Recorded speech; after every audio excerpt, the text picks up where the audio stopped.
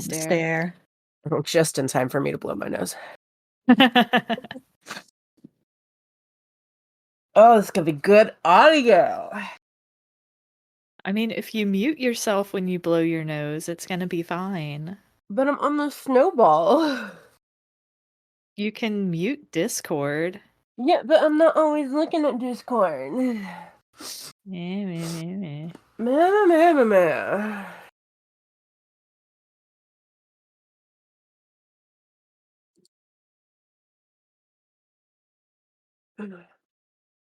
Yeah.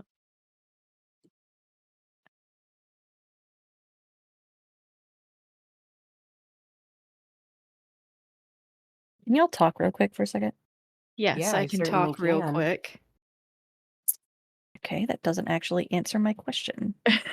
Oh, well, sorry. No, you're fine. Do you need I us don't- to talk one at a time, or? No, that shouldn't be an issue. It's I have 2 desktop audios here. Oh no. Both of them light up when you speak. So maybe I only need one of them. Maybe one of them is just a duplicate. Yeah.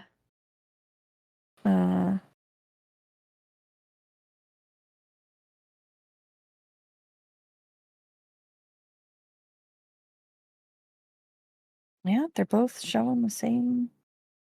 Weird. Can I make this inactive? No.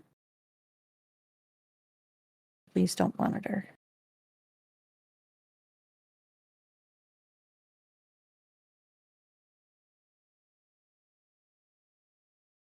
Oh well, it shouldn't affect anything. We'll find out when we go live. Mm-hmm. All right. Which we should probably do shortly. Mm-hmm. Maybe we will. Maybe. What if we did? What then? Did we? I don't know.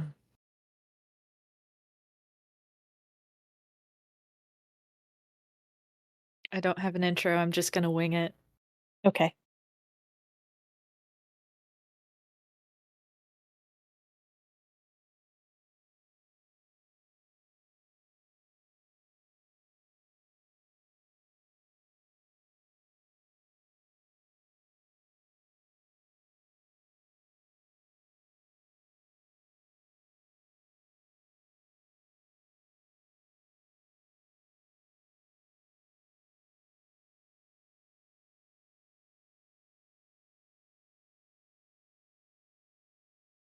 All right. Oop.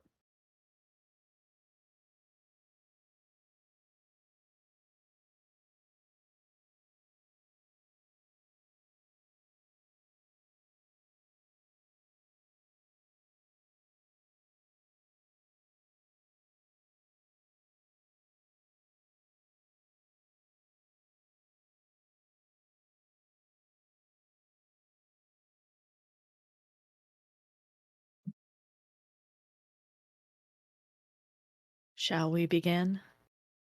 Let's go. Probably. Let's do it. Oh, should I have the game document pulled up? Probably. Let me just find that real fast. I have everything else. I mean, it's pinned in the channel. I Mhm. got it.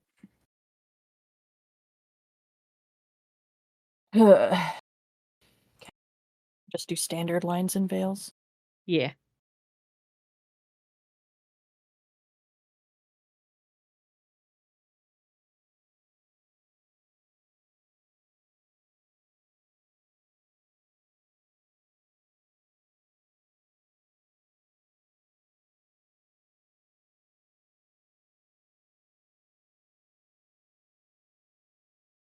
Oh. Let me know when we're live. All right. Gonna switch over the overlay now. And I'm gonna turn on audio in 3, 2, 1. Oh, I see the overlay. Are we live? I think we're live. Closed captioning's working, so. Oh. fancy. You'll have That's new. to show me how you are doing that. It's an auto capture that OBS Yeah. lets me do. I don't remember how I put it in actually. Okay. Well, that's fine. I was able to turn them on. Fantastic. Yes. So, this is our sound check. How's my coughing? Is it good? Very good. Can you hear all of us relatively well?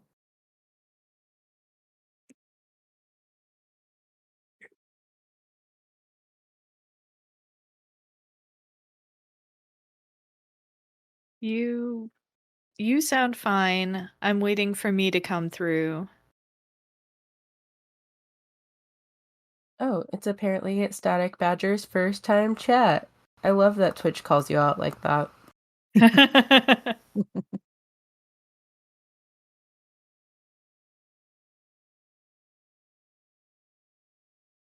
Oh, I sound awful.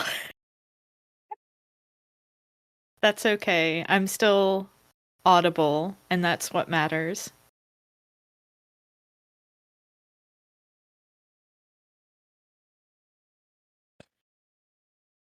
Sweet. Yep. All right. Hi folks. Welcome to the stream. This is a Standing Stones joint. I'm not sure how many of y'all in the chat are aware of Standing Stones, but it's the podcasting guild to which Danielle, Anya, and I belong. As you can see from the overlay, I'm August. I am joined by Danielle. Hi, I'm Danielle. I use she, her, they pronouns, and you can find me on the internet at Redtail Talk 90. And I am also joined by Anya. Anya, you can't find me on the internet. Oh no, I can tell you the last book I read here too. Yeah. Okay. The last book I read was Under the Whispering Door, and I gave it 5 stars, and I cried more than I've cried in maybe the past year. Go read it. Damn. By TJ Klune. All right. We're using our standard lines and veils. I don't imagine most of these are going to come up, but our lines, which are things we absolutely do not want to see, are homophobia and transphobia, racism, sexism, anti-Semitism, violence against children and animals, sexual assault, domestic violence or intimate partner violence, unwanted pregnancy, and plagues and pandemics.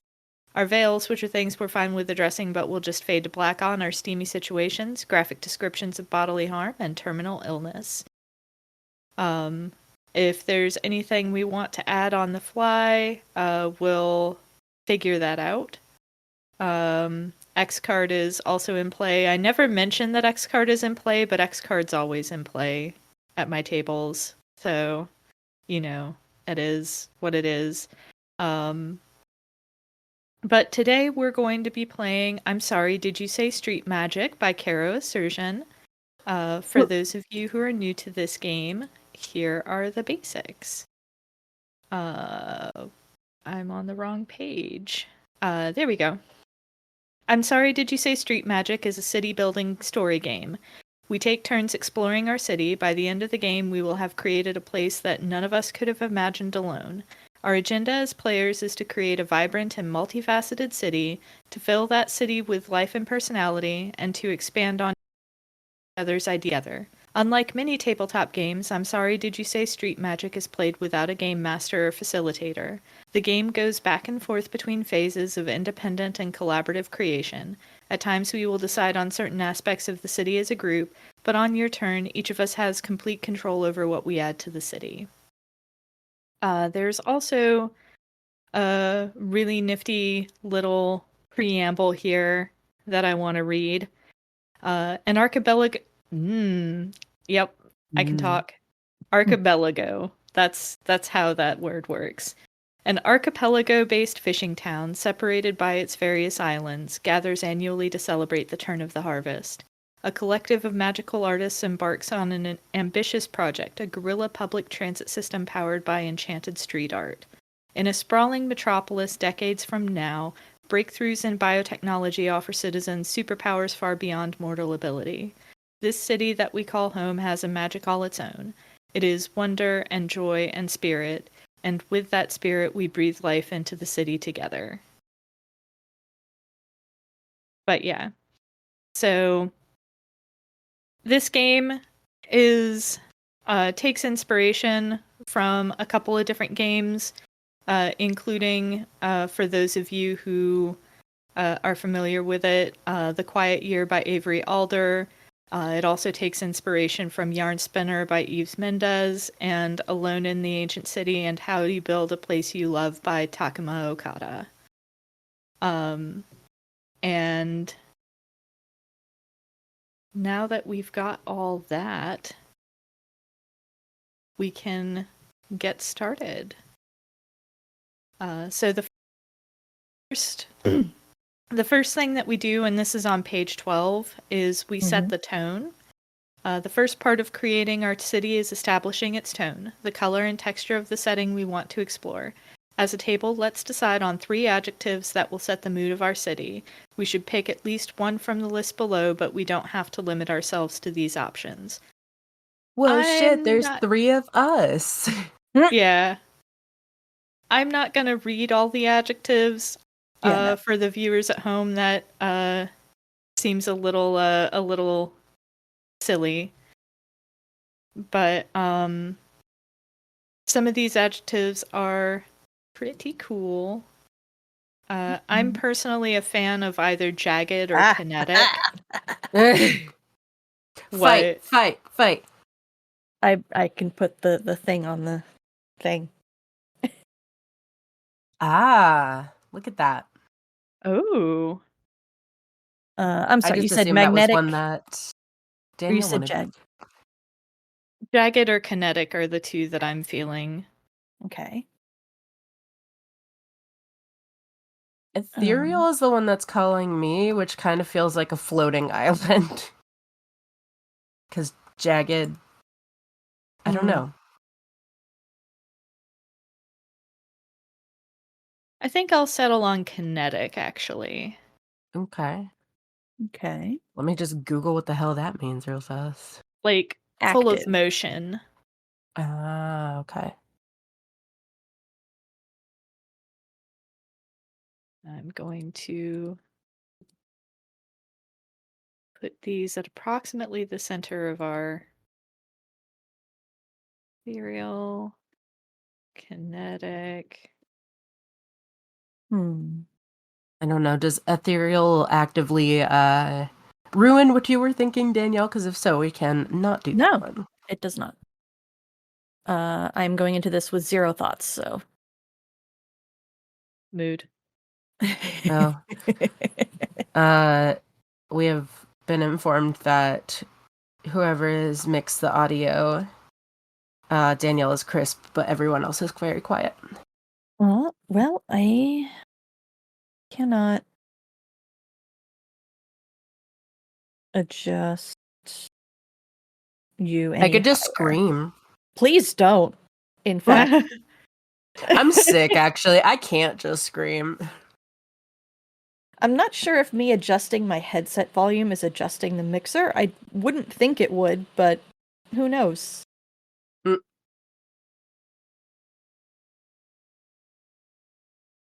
We'll see if that does anything. All right, let's see if that does anything. This is me vamping to see if that does anything. Oh my god. I'm doing jazz hands, but nobody can see it. I can can't hear even it. see that, and I live here. Well, I mean, I would hope that you don't see that because we're in 2 separate floors of the house, but, you know. I can see through floors. Okay. That is better. Yeah. Okay. We're going to go with that. Okay. Hello, Sir Grumbles. Maybe I may have to go get my earplugs during a bio break. No. Oh no, do you want to go do that now? Like give your adjective and then go get your plugs? Yeah, let's do I'm liking airy. surprising no one probably, but Yeah. It's Bird City. Go get All right, your earplugs real I'll be right quick. back. All right. So we have our 3 adjectives.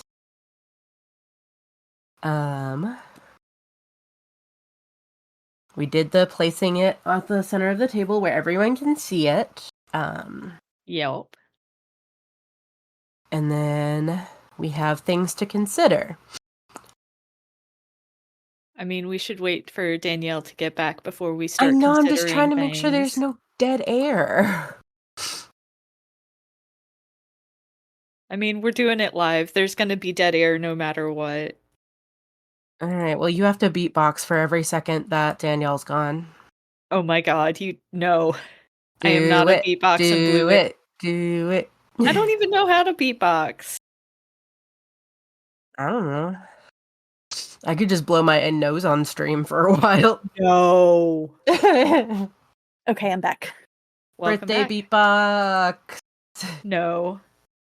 Absolutely not. Okay. Alrighty. Once we've settled on 3 adjectives, we write them down. Blah blah blah. Center of the table where everyone can see. Blah blah blah. We use these words to start a brief conversation about our city. Let's come up with a big picture idea. Is it modern, riffing on a city that we are all familiar with? Is it in the past or in a strange speculative future? Do ghosts exist? Do robots? Do talking animals? Yeah, I mean, I think we already figured bird people at this point. Like, Well, Danielle is here. yeah. Also, there are 2 out of 3 birds. Yeah, this is true. Yeah. So some form of immediately what springs to mind is like My Little Pony, but make it bird people instead. Just like, fluffy cloud cities, like the Pegasus ponies live in, just hustle and bustle, high up in the sky, and nobody knows how it stays there.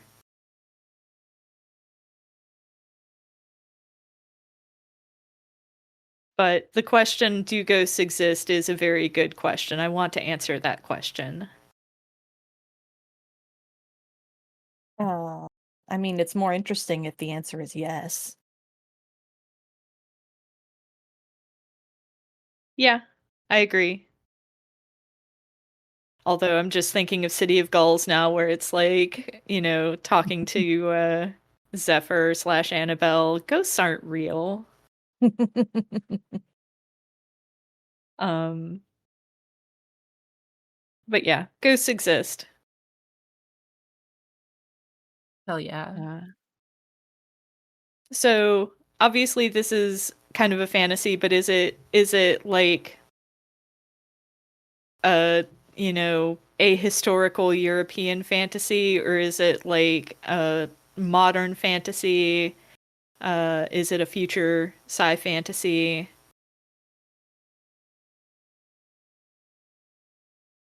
All of these are good options. I'm kind of envisioning a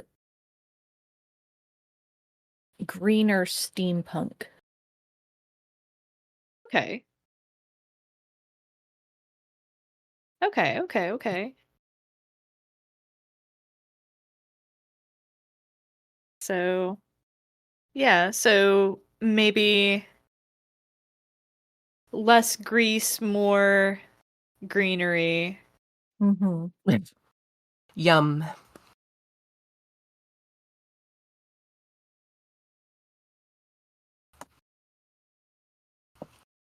Sounds good. How about you, Anya?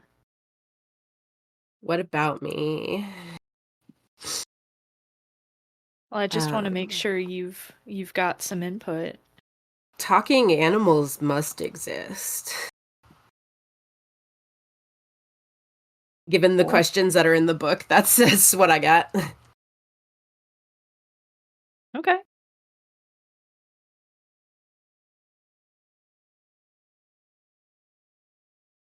All right. Cool. So,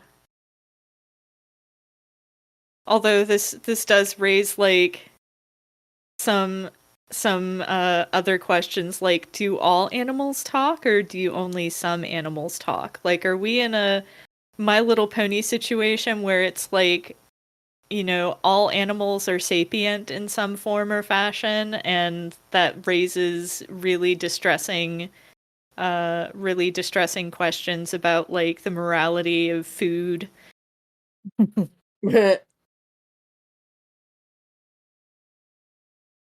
I mean, you sound like you don't want that to be the case. I mean, it With could be that, fun. It could be fun either way. It's it just could how be fun to deeply. eat things that have goals and wants and desires. We could play to find out what happens. We could play to find out what happens. Yes, let's do that. Okay.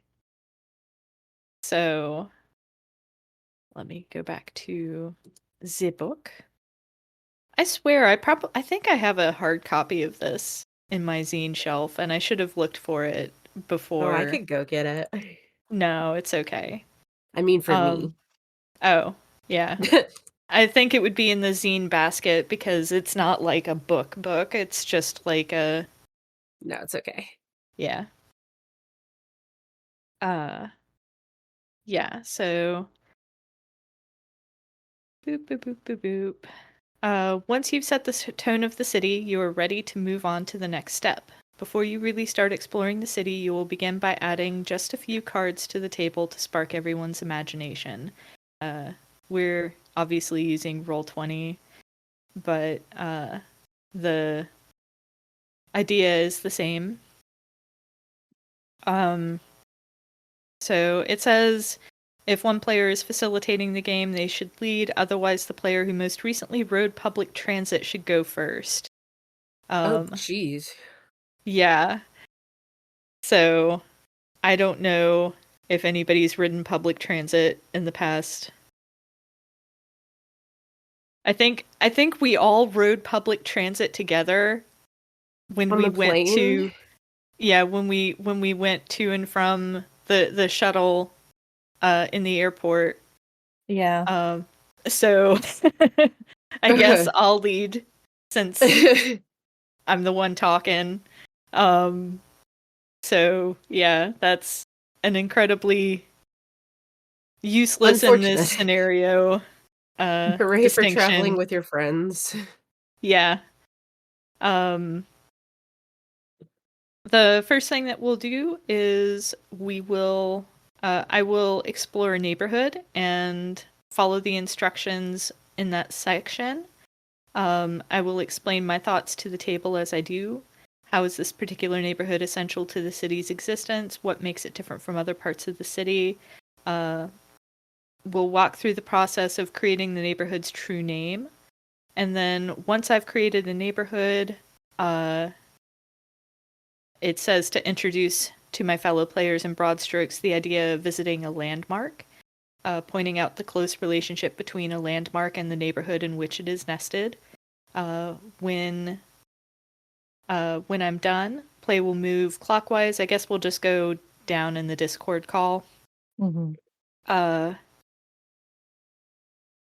During the first pass around the table, every player should add either a neighborhood or a landmark to the city. Now, since we have 3 people, one of the optional rules is for us to go around twice, so we each add a neighborhood and a landmark. Mm-hmm.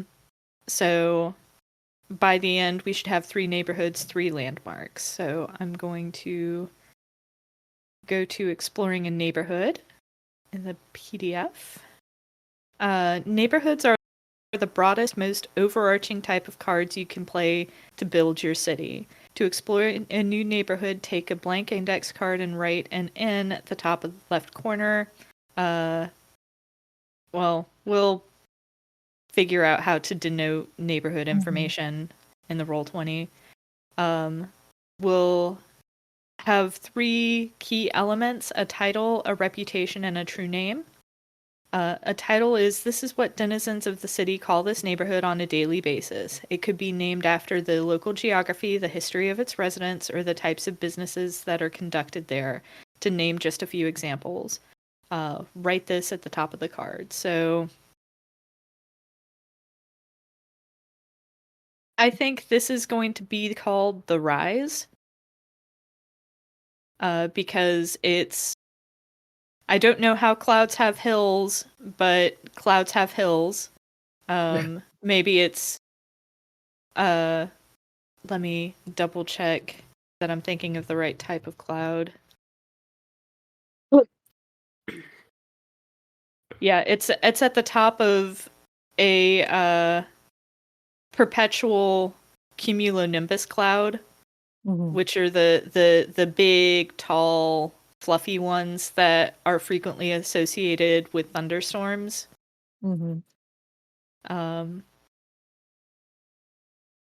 Also, cumulonimbus is just fun to say.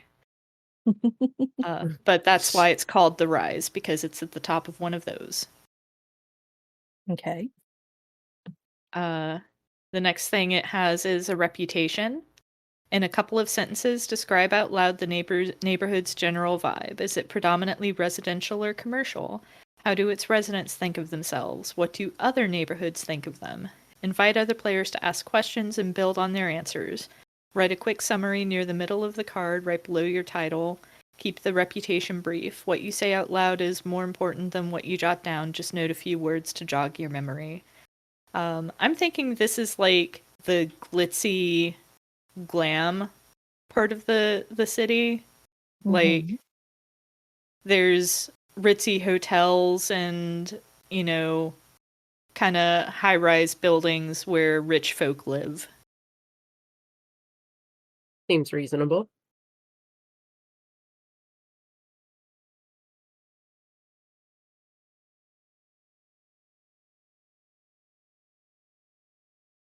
Okay. And then, do either of you have any questions? You are invited to ask.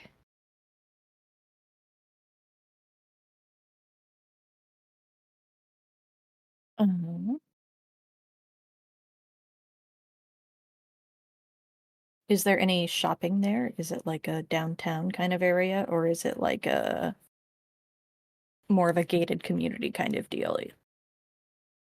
I think it's more fun if it's more like a downtown area. Because I hate gated communities, and even though this is like shaping up to be a kind of snooty area of town, I don't want a gated community to be like the first place that we sketch out.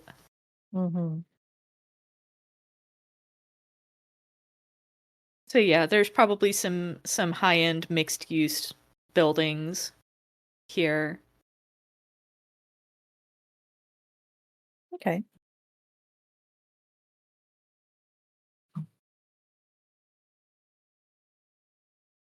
All right. Any questions, babe? I don't think so unless you wanna talk about something maybe they specialize in or anything like that, like something that makes the area unique maybe? Ooh, that is a good question.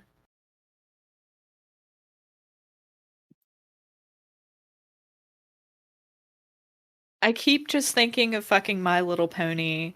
And Good, I'm great. like, I'm imagining maybe like one of the key, I guess, quote unquote exports of the Rise is like they have sunlight collectors.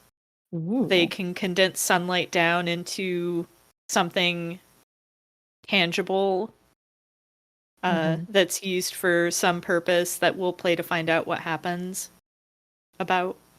Mhm. Neat.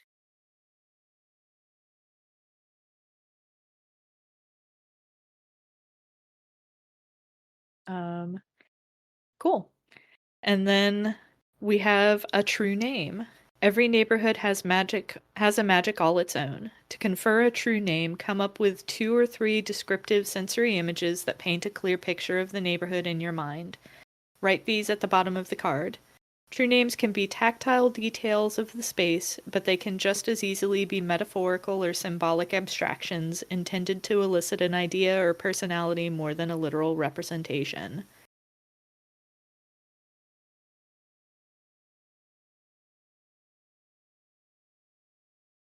I think since the rise is on top of a thunderhead, there's always a whiff of ozone.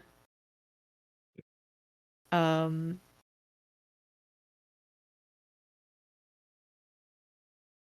Sunlight filtered through glass.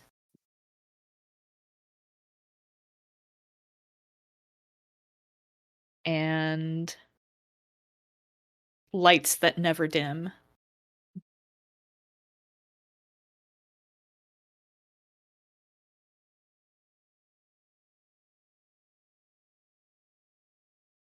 And then I don't know.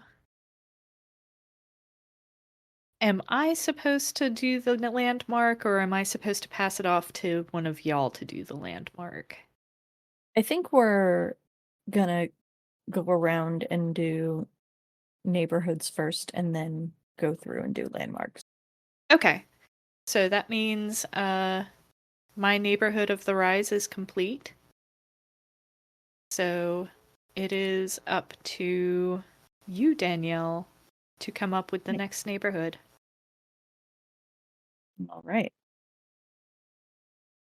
Trying to use font colors that match our things. Oh, if I'd been thinking, I would have made it a little more distinct between our little icons. We get like an orange, a blue, and a green. It'll be fine. Okay. Uh,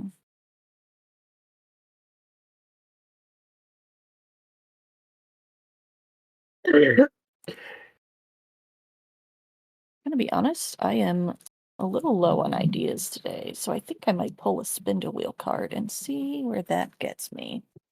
That's fun. How dare you use Spindle Wheel on my Christian Somewhere- Minecraft server? Somewhere, I'm kidding. Mac's ears are itching. Like, did someone say spindle wheel? I'm sorry, did you say Spindle Wheel? Alright, let's see.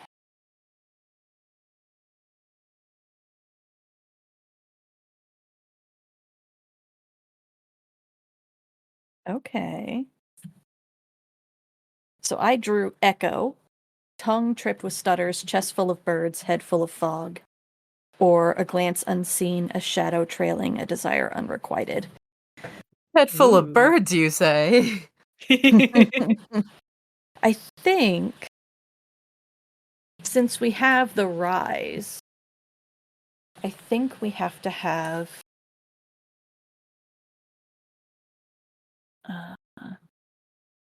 I mean, I kind of just want to call it the fall. I was Uh, thinking you were going to, so.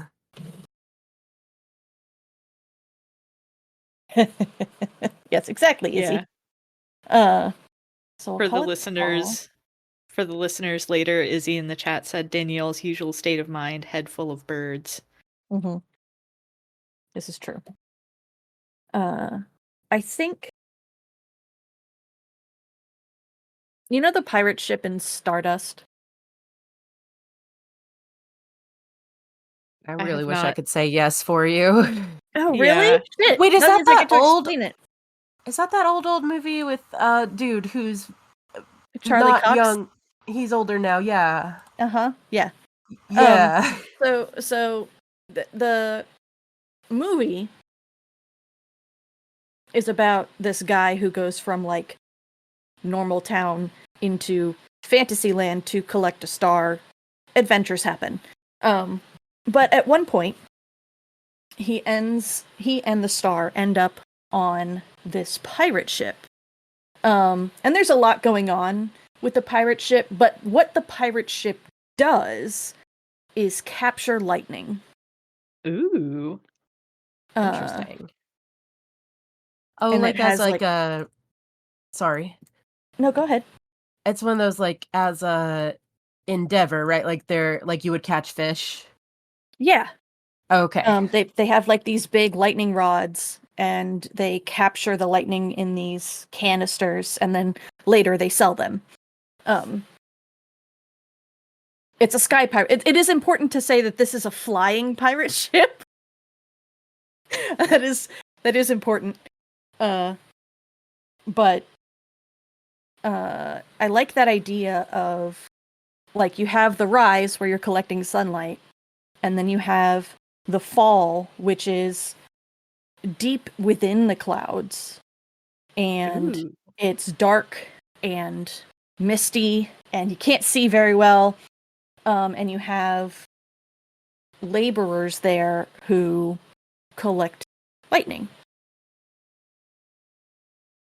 So we know that there are people who live in the rise. Do people live in the fall too, or is it just like industrial?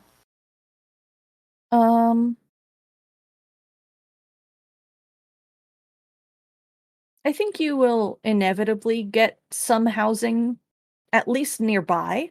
I Mhm. don't know. I think maybe they have to seed the clouds a little bit in order to get the lightning to happen, so you probably don't have people living specifically within this neighborhood, Okay. but certainly nearby. Okay.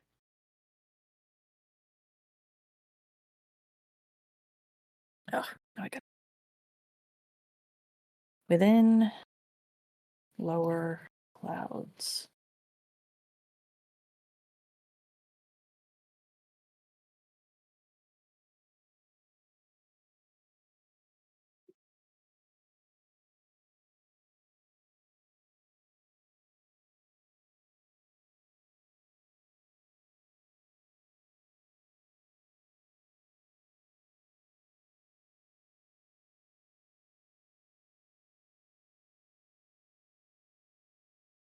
Does anyone have other questions?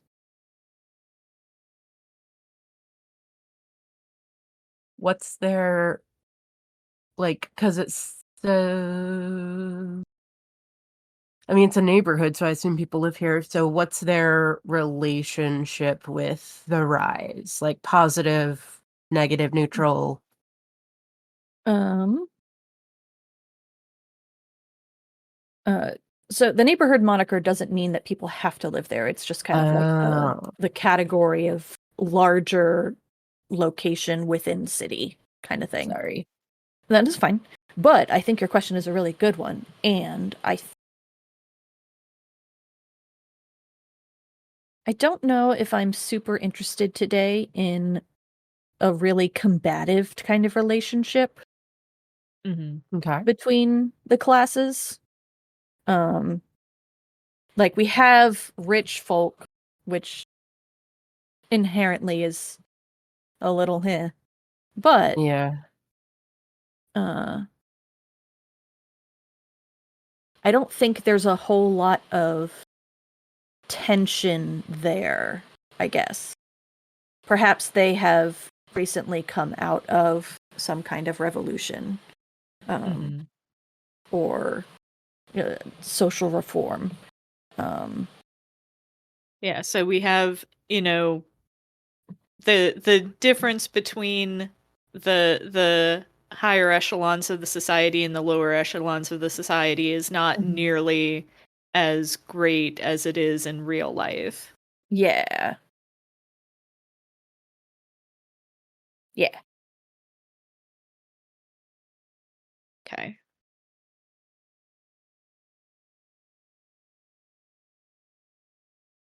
Other questions?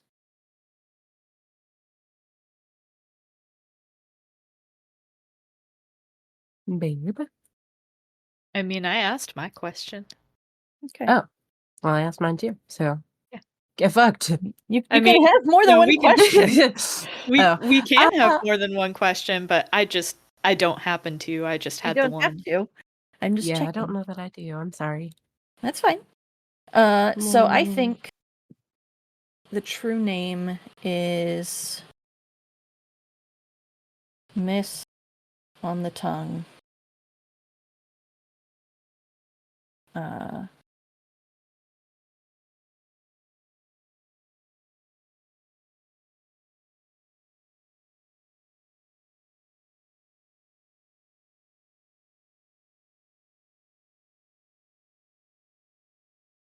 lungs full of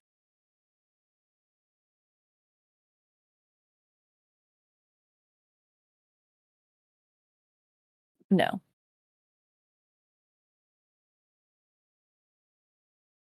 Electricity down the spine.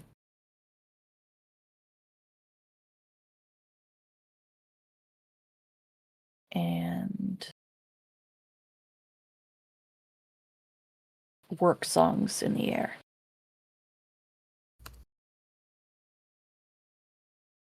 Interesting. Yeah.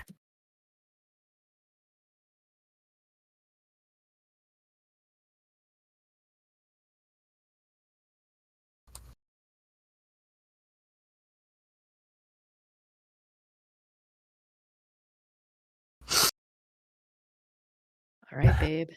It's your neighborhood now. I want something on water. Okay. Like I guess it would be like, your stereotypical like lake town, but make it like ethereal and airy. So I kind of would like to go off of that, I guess. Okay. So I feel like I need to do the something. No. You don't. No, I want to. Okay. It's what we're going with. It doesn't Oh, it could, have to be. but it could be the flood. That makes Well, it sound. that's good, though.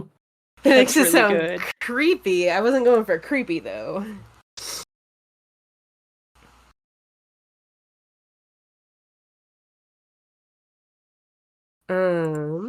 Yeah, the flood is good. Reputation.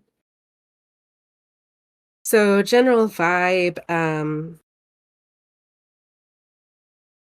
I think mostly residential. This is gonna be more of like your suburbia. Mm-hmm. I think these residents, I don't know, let's subvert the usual people who live in a lake town. These residents are more just like down to earth. Because I feel like usually when you have like houses on the lake, they're like $1 million houses. Mm-hmm. So maybe not that. Be, a different sort of vision. That's like, yeah, more down to earth. Okay. Um, Water hobbit. Ooh. that's pretty good.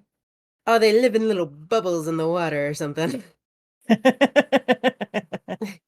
Or all of the residents are just fucking water creatures and they don't have houses. I mean, it's up to you. It's your neighborhood. Maybe they all are water animals. They do have houses. They're in the water.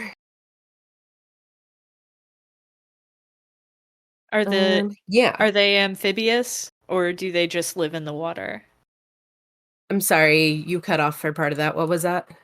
Are they amphibious or do they just live in the water? Beavers, says Izzy. I like amphibious. Yeah, it gives them the opportunity to do both. Or maybe some are amphibious and some aren't. Mm-hmm. Okay.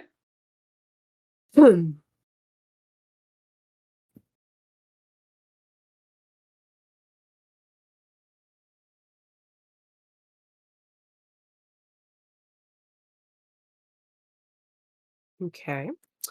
Anything else for me? You have to do the true name.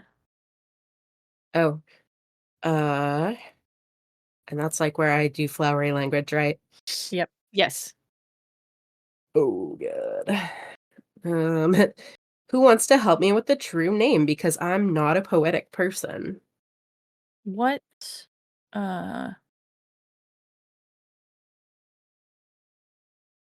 what does it feel like to go into the water? Um,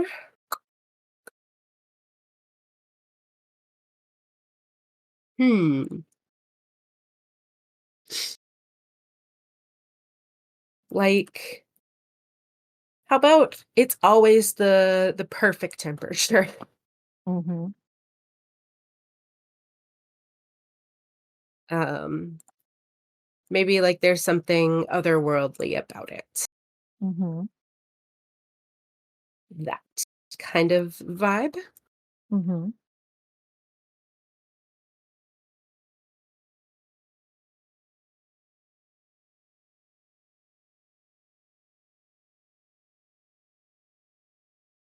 Does that help? Yeah. No, I've got Okay. water always the perfect temperature. Izzy has a suggestion in the chat that you may or may Please, not want to Izzy. choose. Uh, Jesus Christ, that's very poetic. Do that.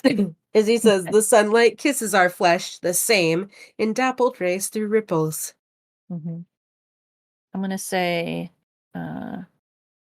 sunlight in dappled rays through ripples, which has a really nice uh counter comparison to the rise. Mm-hmm. Hell yeah.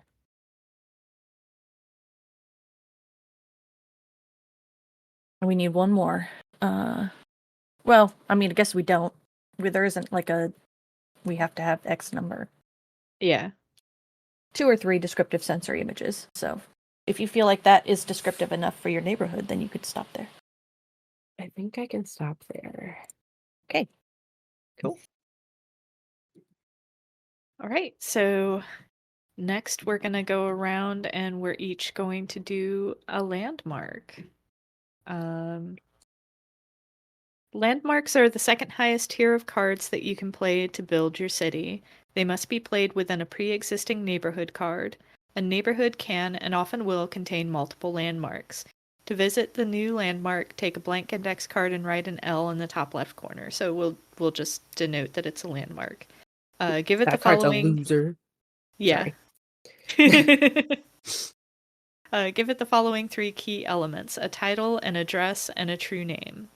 A title is just like the neighborhood. Each landmark should have a common name that the people call it in their day-to-day lives. Write this at the top of the card. I think I want to create a landmark in the fall, Mm-hmm. and I want its title to be hmm,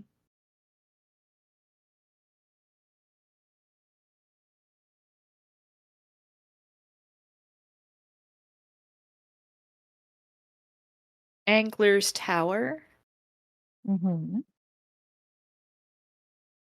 uh, which I think is like one of the bigger lightning rods in the area.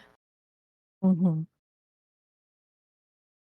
But it's like a landmark. And then the next thing that a landmark needs is an address.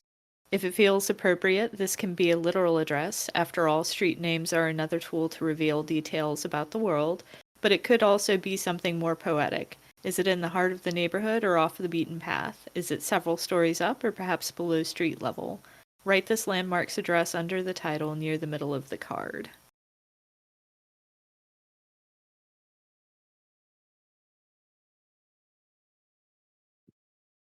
Hmm.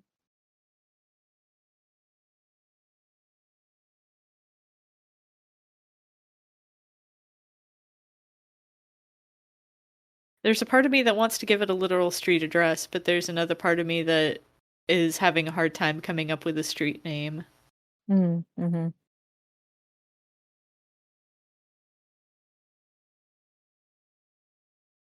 Um,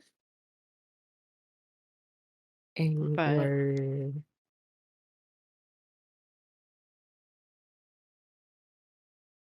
I don't think it's like in the middle of everything. I think it's like further away from, like, it's such a large lightning rod that having it be uh near like where all the people are, it makes it dangerous.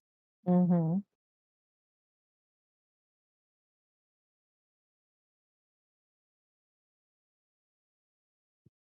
But yeah, so I think it's on kind of like the periphery of the neighborhood, furthest away from like the main industry of the neighborhood. Mm-hmm.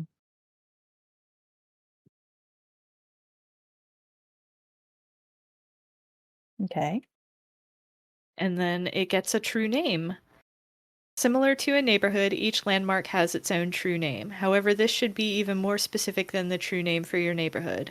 How does this landmark exist within the neighborhood it is being placed inside? Does this landmark match in the neighborhood style or push against it? What makes it unique? What makes it irreplaceable? What can you touch, smell, or taste? Imagine the landmark has you as you consider these questions and let its true name reflect your answers.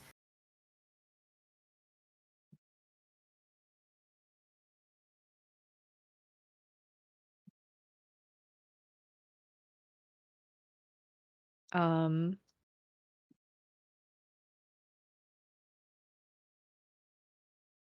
let's say harsh metal lines and an imposing distance.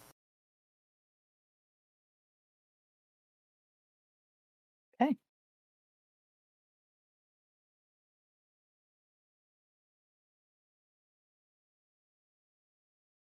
All right. All right. All right.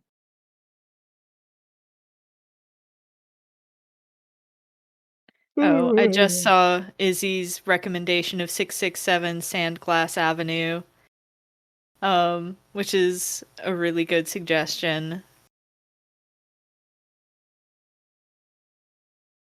You want me to put it down? Yeah.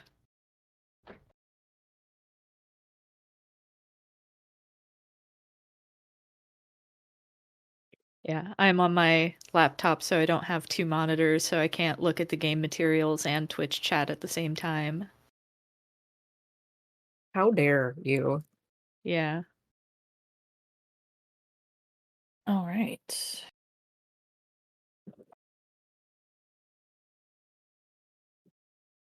Let's I see wonder if here. that's gunshots or something else.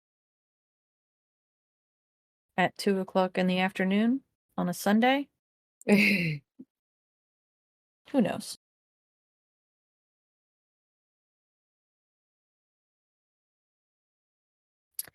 I am going to make a landmark for the flood.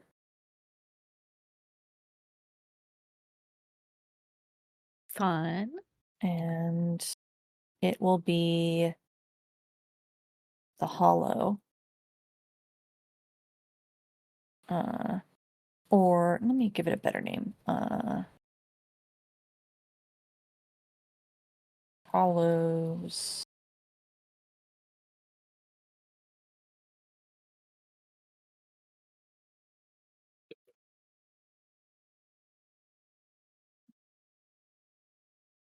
Hollow's Edge. I'll just go with that. Nope, not That is an Reputation. evocative name. The address is the deepest part of the lake where the water is coldest and the oxygen is low. Wow. And its true name is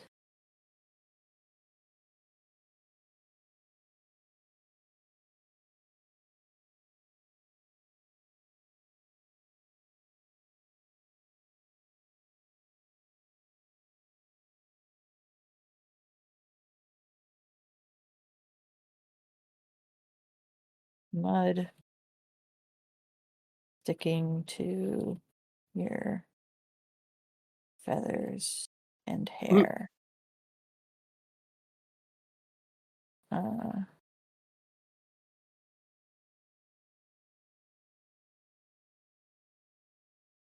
A dark, inviting abyss. And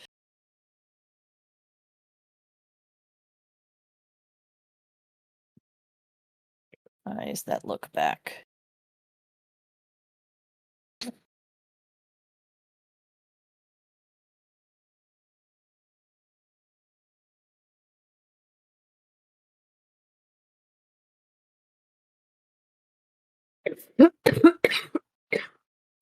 Yeah. Hell yeah.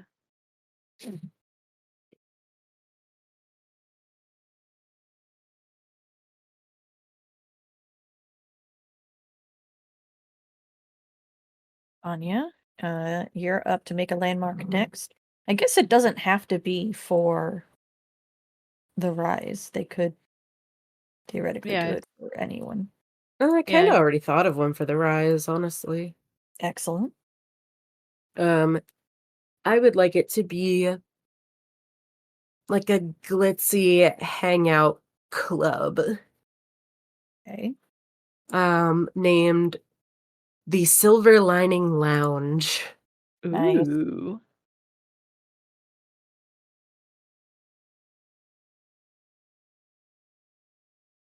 That's the title.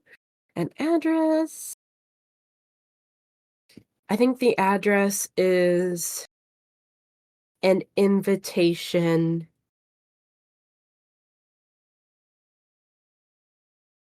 Or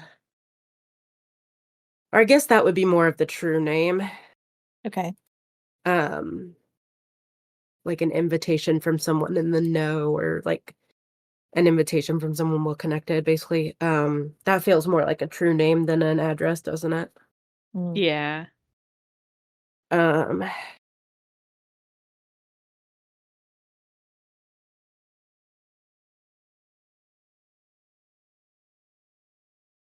um, the address. I mean, maybe it's just at the top of the tallest building in the neighborhood. Because, like, Okay. we're given this is like a very high rise kind of situation. Mhm. Also, like, very cloud themed. Mm-hmm. And so I think making it be like the tallest thing. Okay. So yeah, we got one of the true names. Another true name. I kind of want something about the atmosphere and like my mind, because I was thinking of like aromas, and now Mhm. all my mind can do is smells like Teen Spirit, but I think that's the opposite of what it would smell like. It does not smell like Axe body spray. Got it. Smells like, high end perfume. So yeah, I guess true name is like high end aroma. Um, and then I need one more, right? You don't need one, but you can have one. Um, uh, no. Izzy says so, like beaver anal glands. I was picturing, No. maybe it's just because I like vanilla sprays. So maybe I'm picturing the aroma of like vanilla and coffee. Mm. That kind of. That's what I've got. It's not great, but I've got it. Okay, that's fine. Izzy said that's an ingredient in high-end perfume.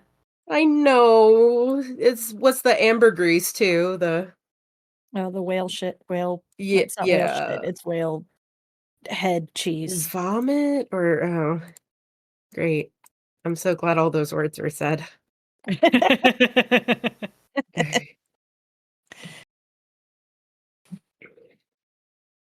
All right. Okay. Okay. So, you might have noticed that the rules have not asked you to name the city yet. That is intentional.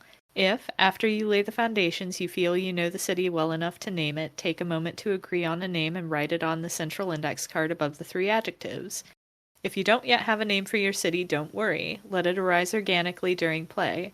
Don't try to force it, but be sure to name your city before the end of the game. I'm gonna say we should name it now. Or we Because never if we will. Yes. I know us.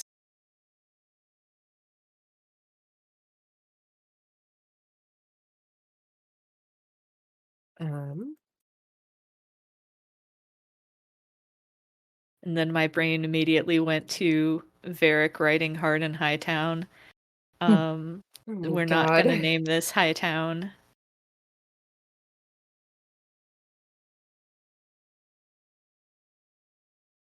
Better than what came to my mind, which was Tiktaalik.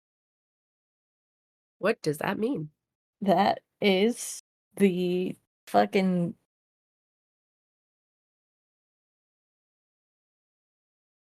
It's the ancestor that crawled up out of the ocean. Mm? I mean, there could be some lore behind that, right?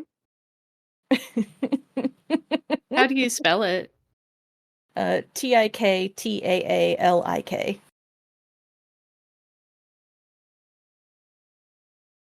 Wow.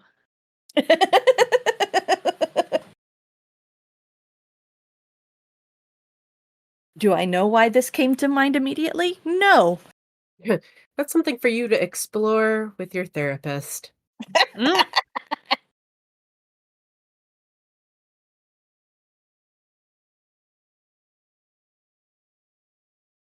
Huh.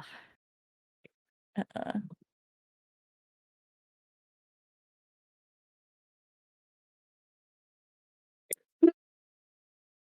Ugh. Now what do we do? well, we still need to name it, Yeah. Oh, unless we're naming it Tiktaalik, which I don't think we are. um,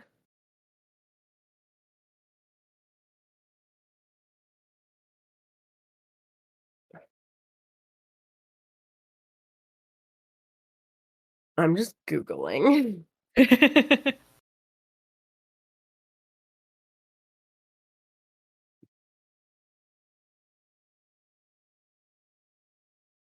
What are words that sound like steampunk sky cities?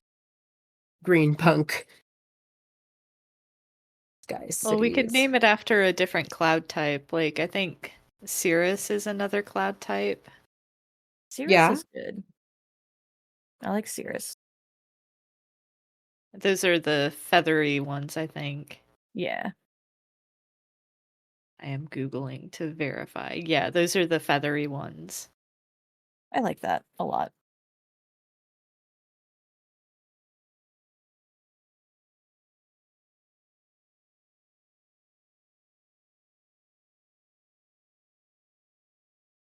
How do you feel about that, Anya? Oh no, I like it. Sorry. Okay. I didn't know y'all were waiting on me. Let's call it that. Alrighty.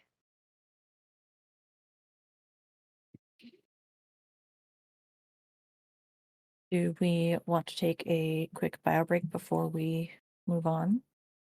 Yeah. Yeah, I would like to grab a drink. Okay. In which case, we will be right back in 3 to 5 minutes. Yep. 3 to 5 minutes sounds good. And we're muted.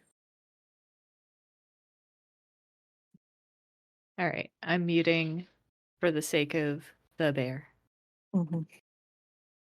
Ugh.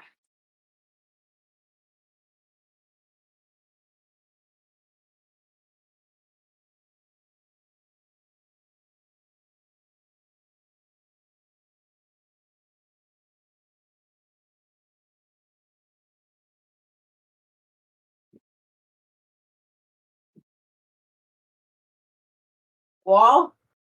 Oh, I gotta pee. Don't go in there.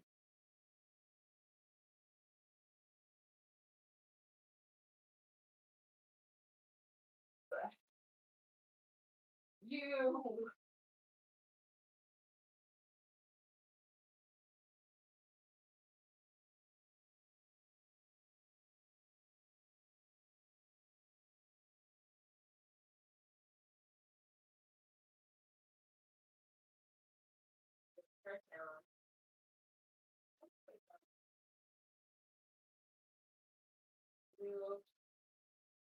Where you going now?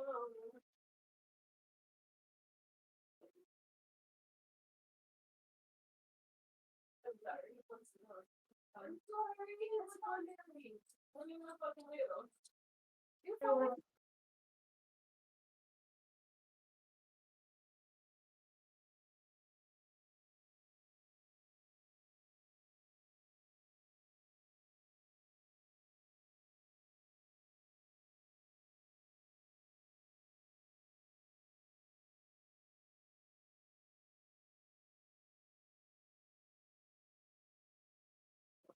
Oh, and you put my laundry in the dryer too.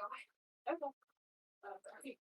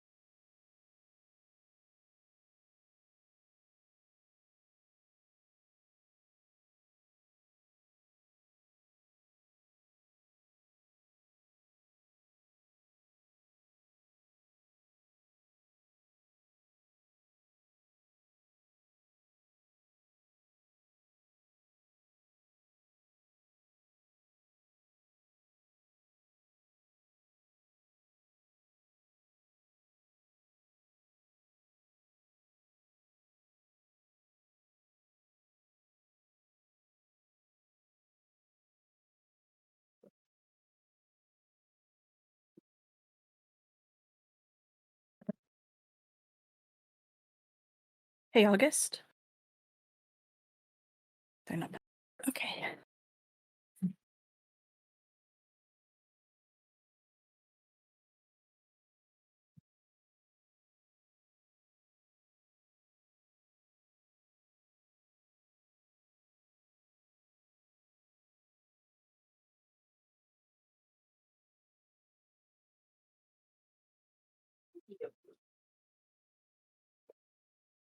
Zelda, I need you to fucking move. Zelda!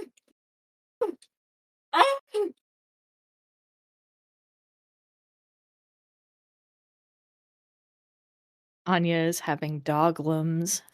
I'm back. Zelda was just like in the hallway and wouldn't let me through. August, can you make the canvas size in Roll20 larger? I believe I know how to do that.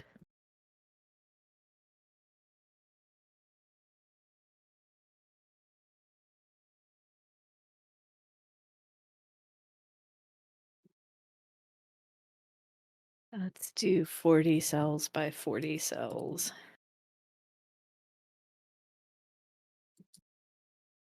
Nice.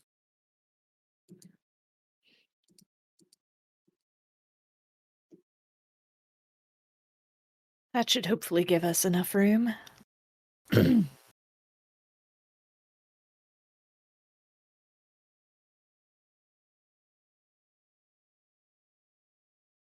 thank you.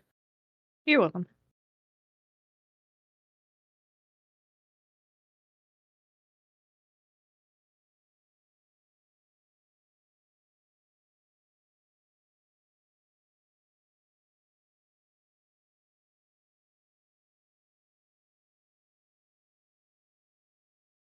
Are we ready? I think so. Yeah. Yeah. I have some food here because I was dying. Oh, So I may no. periodically mute my microphone. No worries. All right, ready? Yeah. Yep. And we're back. All right. So now we begin play. The basic overview of a round of I'm sorry, did you say street magic is as follows. To begin, one player declares the compass, the theme or subject of exploration for this round of gameplay, that helps set the tone for the round. The player wanders the city, adding a new card, a neighborhood, landmark, or resident, to the table. This card reflects the compass in some way. Moving clockwise around the table, each player takes a turn wandering the city, adding a new card of their own to the table. Finally, the player who declared the compass holds an event to close out the round. During an event, each player takes on a voice of the city and offers a perspective on the way the city changes around them. Once the event is finished, the round is over. Players should take a rest stop to check in with each other. When everyone is ready to continue, the next player declares a compass, starting a new round. So, after you have laid the foundation, read out the following. Cities are dense, packed with stories stacked atop each other. In order to give each round focus, one player chooses a compass to keep the story moving in the same thematic direction, at least until the next round. Anything can be a compass: a neighborhood, a landmark, a resident, an institution, a lineage, an object, a broad theme or concept, as big or as small as you want. A compass can be an idea that already exists in play or something that you make up right on the spot. For the first few compasses of the game, consider building off of ideas that your fellow players have already expressed excitement in, especially ideas not already explored during the foundation. Keep a running list of each round's compass and which player chooses it so that everyone can look back at as your city unfolds. If a player wants to revisit a compass that was already examined, they can always pick the same one again or pick a similar compass that examines that aspect of the city from a different angle. So, I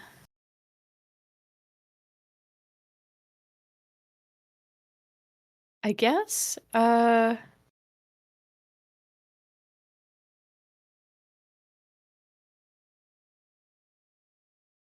My first compass is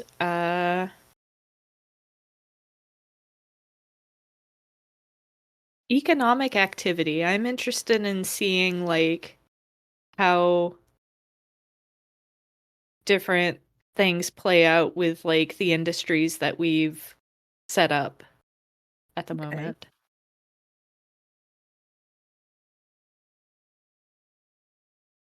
And then um then we wander the city. Uh which means I can either explore a neighborhood, visit a landmark, or meet a resident. Which meeting a resident is something that we didn't do in laying the foundation. Residents are the inhabitants of the city who fill it with vivid and colorful life. A resident is always associated with a landmark.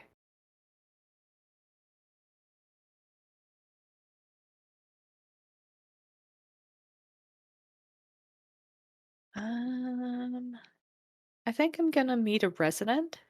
Mm-hmm. Um, Residents are the individual characters and people who inhabit the city and are nested inside of landmark cards. A landmark can contain multiple residents. To meet a new resident, take a blank index card and write an R in the top left corner. Like neighborhoods and landmarks, each resident needs a title, a common name known to all. Let a resident's title inform their personality and vice versa. Write their title at the top of the card and write their pronouns next to that. Describe this resident briefly to the table. If they have a noteworthy profession or other important qualities, feel free to write that information down, but don't spend too much time writing, just to use a few words. What you say aloud is more important than what you write. Like neighborhoods and landmarks, every resident also has a true name. Unlike neighborhoods and landmarks, however, a resident's true name is established through collaboration during a vignette, a short scene in which all players participate. So I think this resident is going to be associated with Angler's Tower. Mm-hmm.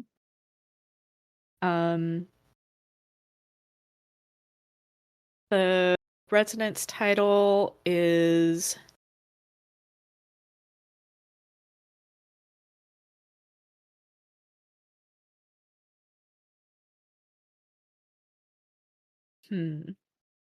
I keep thinking like literal title, like work title.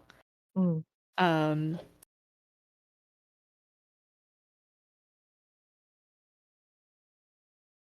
But I don't know if that's because it's supposed to be a name.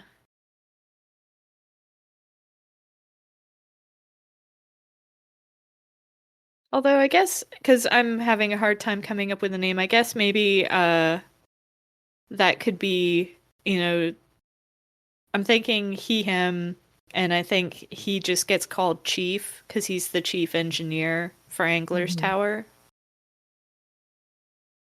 So everybody just calls him Chief. Seems Mhm. reasonable.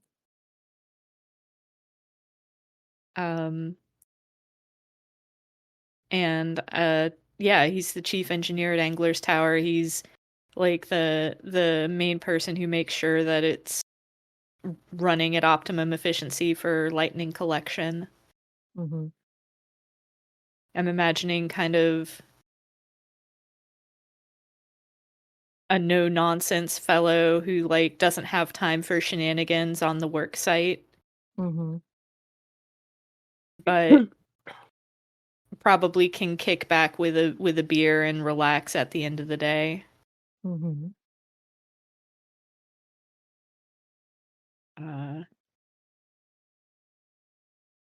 So for the true name, we have to frame a vignette. A vignette is a brief glimpse into a resident's daily life. To begin a vignette, the current player decides where the scene takes place. The location should be connected in some way to the landmark where the resident is nested. When in doubt, setting the vignette at the landmark itself is always a safe bet. The current player embodies the resident. Other players play various aspects of the setting: the weather, the music, local flora and fauna, sights and smells, case, the passage of time, or other characters in the scene. The player embodying the resident may make broad scene requests of their co-players, such as, could someone play one of my family members, or let's frame this scene as a montage of my regular customers, or I'd like this to be a solo scene, please only be abstract elements of the space. Oh.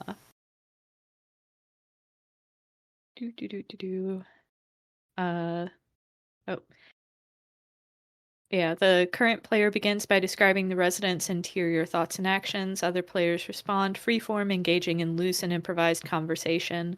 Describe sensory details as well as the resident's desires, beliefs, and appearance. Feel free to speak both in and out of character, narrate the character's actions, or say anything they would say in their own voice. A vignette should portray the resident in their element. This is a snapshot of a moment when this character is truly unequivocally themselves. Spotlight their strengths, skills, and shortcomings. What unique spark does this resident bring to the city that no one else can offer? The scene is over when the current player knows the resident's true name in its entirety. Write the facets of their true name on the card and place the card so that it rests partially on top of its corresponding landmark card. The next player then begins their turn.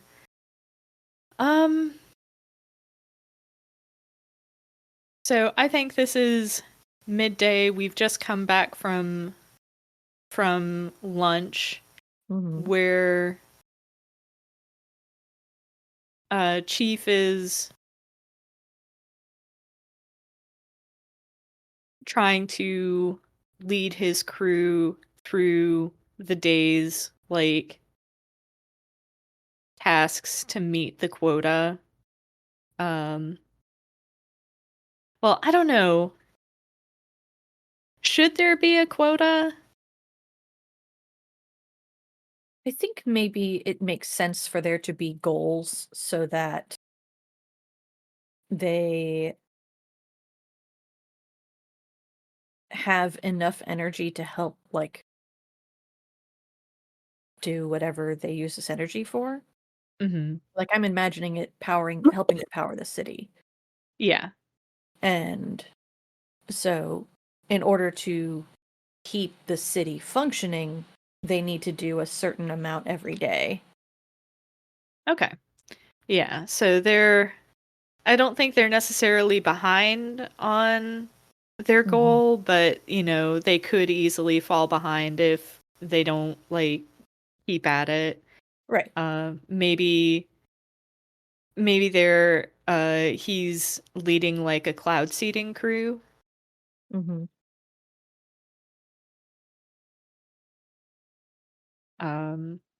So if either of y'all want to play a crew member,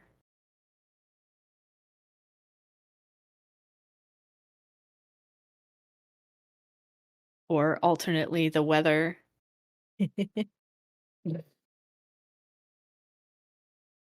uh, I think one of his younger workers, who is an ibis person, Ooh. comes running up rather distressed, and is like,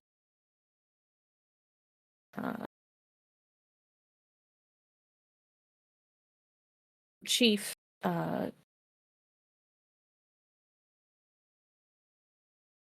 Robert got his sleeve caught in the mechanism. What do we do? I think the first thing Chief does is just swears under his breath. Maybe Chief is like a heron. That could be fun. And he thinks about cursing like people not following like lockout tagout protocol or some sort of protocol that would have explicitly prevented this, but that's not helpful in the moment. And he just says, "Follow me," and rushes to the mechanism. And I imagine there's probably like some sort of emergency stop on the mechanism, which hopefully the junior team member thought to engage. Probably, yeah. Because we're not doing too graphic bodily harm here, but Surprise, it's a horror game now. I'm just imagining the sign that's like, "This machine does not know the difference between flesh and metal," or something like that. But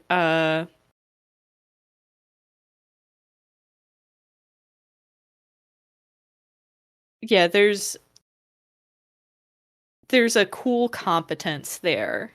Like, just as he starts like disassembling the mechanism to free Robert's arm with, minimal harm to the arm. It's still probably one of those things where there's been an injury of some sort, and Chief is just like, "Go get that looked at."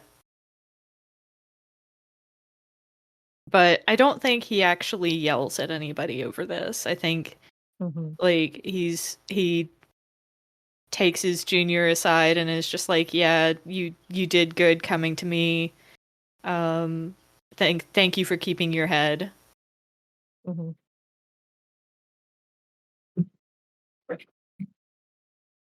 Nice. Yeah, so I think maybe his true name is something along the lines of like stern but fair and cool under fire. Yeah.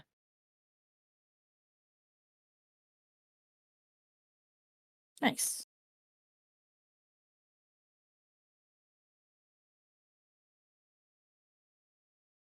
Right. It is now your turn, Danielle. Wander the city. Yeah.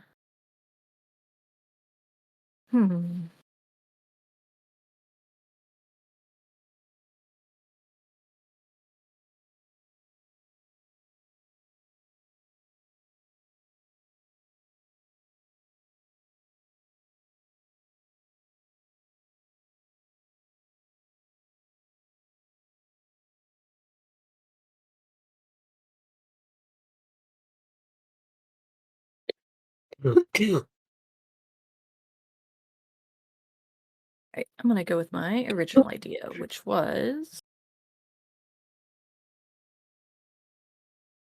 a resident in Hollow's Edge. Sounds good. And its title will be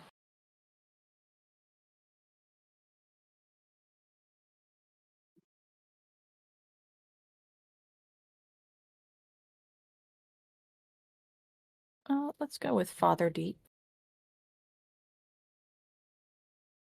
It uses its pronouns.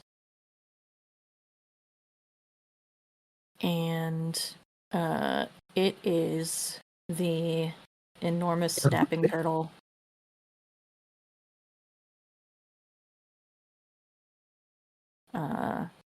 that lives in the hollow. Okay. And is the kind of person you go to when everything is fucked and you need help. The kind of person who's been around forever. Uh-huh. And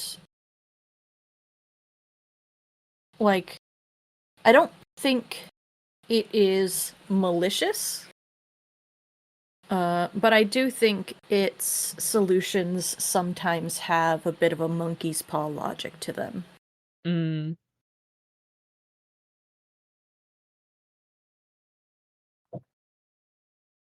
Love it, love it.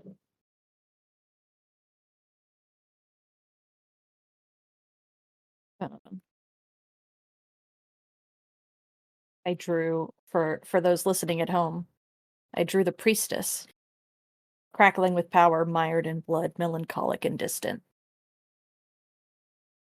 Or a calming presence, a reality grounded, a divine purpose. Which was fitting, because spin the wheels like that. Yep. I think this vignette is...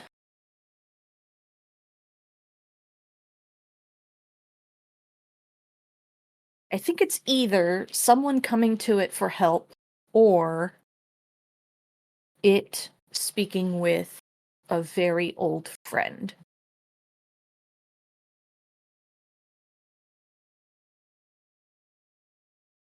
I like the idea of it being someone coming to it for help.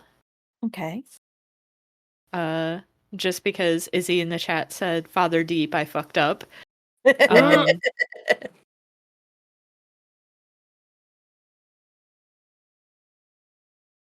I'm trying to think of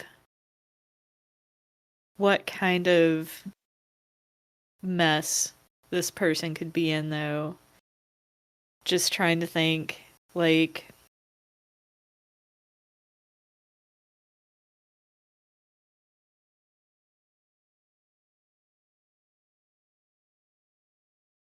now I'm just imagining Robert being like, oh god, I fucked up at work. I don't know if I'm gonna keep my job. No, Mhm, no. Poor guy. Yeah.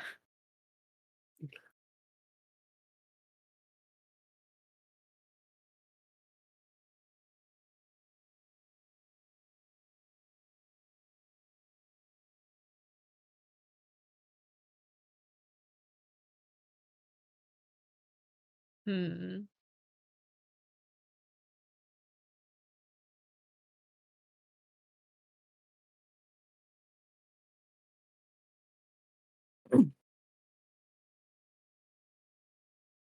No, everything I keep thinking of things that could potentially get a little gritty, and I'm not sure that's really the tone that we're going for, but like, Mm. you know, Father Deep, what do I do? I'm stretched beyond my means. I want to be part of the rise, but I don't know that I Right. can keep doing this, with what I've got right now. Mm-hmm. I think so. Snapping turtles are some of the best camouflaged, like, creatures, freshwater creatures. Mhm. Um, and I think we see this individual coming into Hollow's Edge.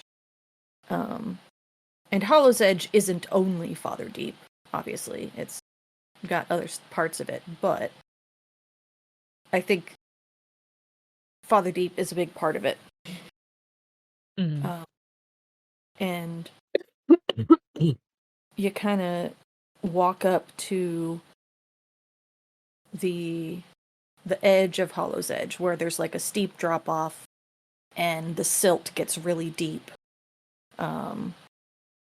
And you're like trudging through this mud in the cold, and then you see what looks like a figure up ahead.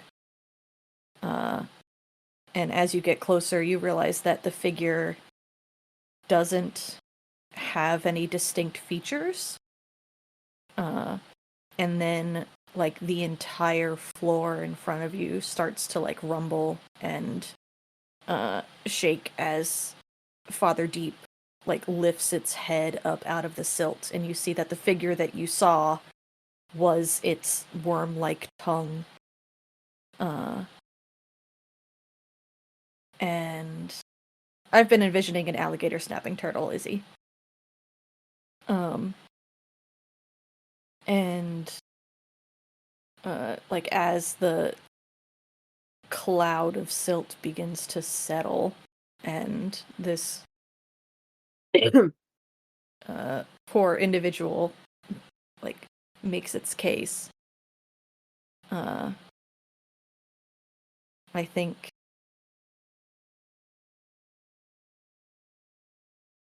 some kind of detritus floats down from higher up in the lake, and Father Deep like snaps it up in a way that is extremely intimidating Mm-hmm. to this smaller creature. Yeah. And then it rumbles something like,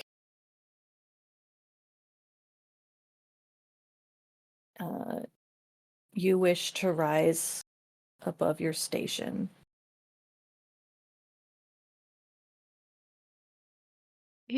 Yeah, I guess.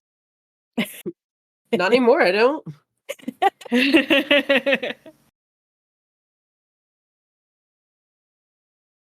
But you are spread too thin.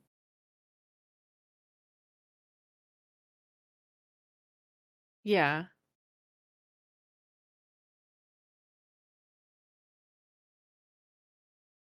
What responsibilities have burdened you so?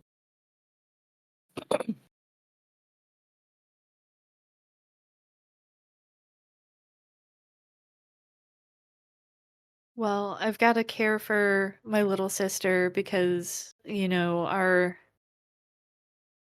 our parents aren't with us anymore, and I'm all she's got.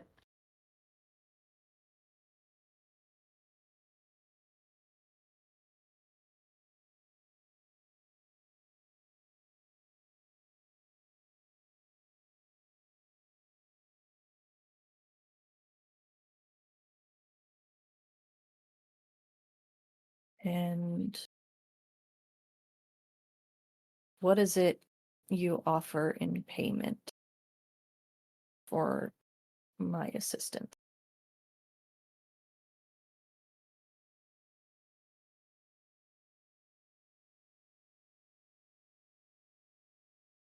So I know we've got the solar collectors, and I think one of the things that gets done with the sunlight that gets kind of like magically condensed is it gets forged into coins that are called sun gelt. Mm-hmm. And this poor unfortunate soul holds out a hand with 3 sun gelt coins in it Mm-hmm. and says, this is what I've got."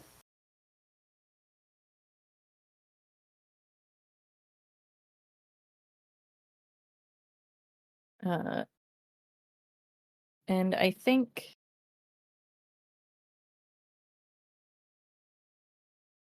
the snapping turtle gets like real, like stretches its neck out to get real close, and like its eye is like the size of this kid's torso. Mm-hmm. And it like turns its head sideways so it can get a really good look at what is on offer here.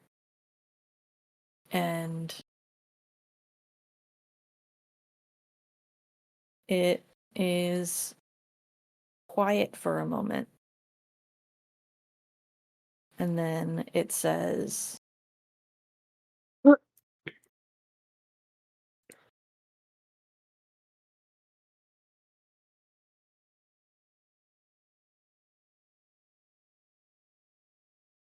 You have courage. And it unearths something from the silt underneath it and hands it over. And it is,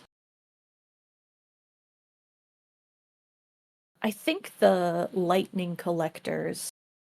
One of the things that they work with are specialized rods. I'm kind of imagining like stun batons, except not.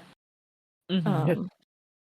To like help corral the lightning into the machine that collects it. But I think I think being a lightning collector, like an actual lightning collector, is being on the work teams is pretty prestigious and very high pay because it is dangerous. But you have to. It's like you have to have your own set of equipment.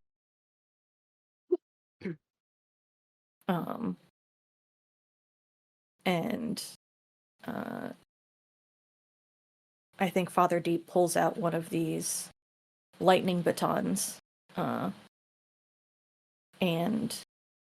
it kind of floats over to the kid, and it says,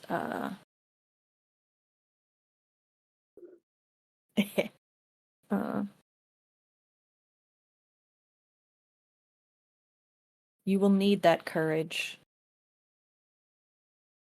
to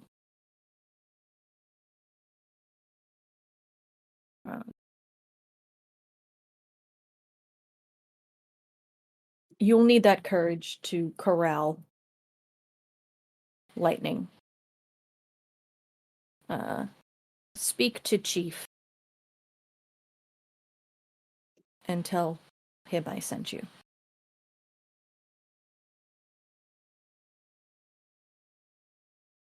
The youngin takes the offered gear wide-eyed and just nods once and scarpers off, I think. Mm-hmm. Obviously leaving the payment behind, but Mm-hmm. for all that Father Deep says that they had courage, they're not sticking around to potentially get snapped up. Mm-hmm.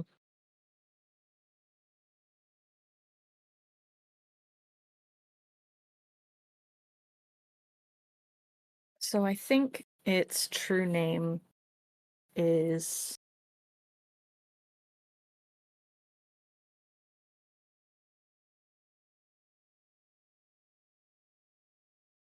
Unimaginable Size and Connection.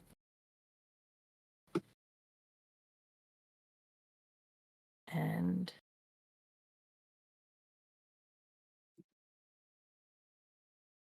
Give and Take is good. I'm going to take that. Thank you, Izzy. Give and Take. And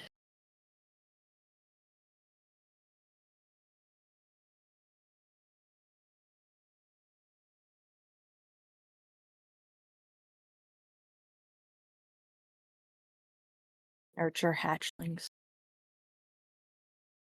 Ooh, love that. I am going to move everything down a little. Okay. There we go.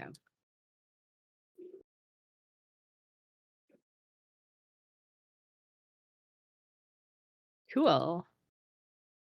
Yeah. You're up, Anya. I know we've been doing a lot in the flood. Do people want to stay there? It's up to you where you want to explore. I know, but like, keeping in mind the things that people are interested in.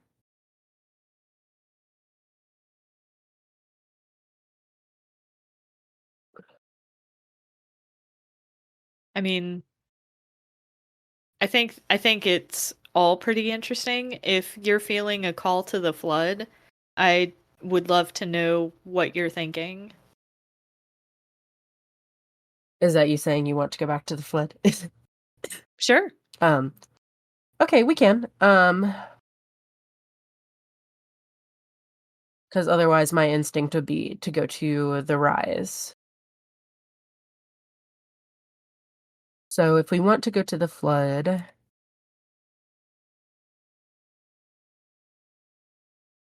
I suppose.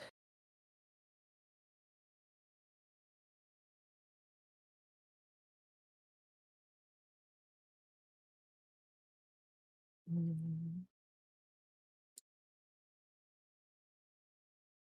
Oh no, that was a resident of Angler's Teller. Okay, so we could go.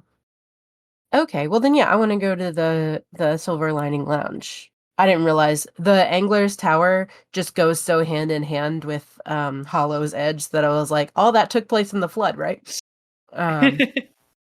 So I want to go to the Silver Lining Lounge if that's okay. Yeah. I want to visit a landmark. Um, has anyone read this yet? Red Witch. The like blurb, like um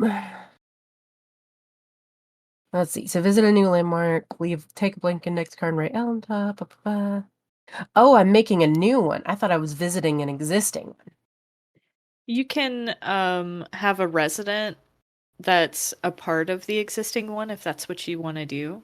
If you want to further explore like that landmark.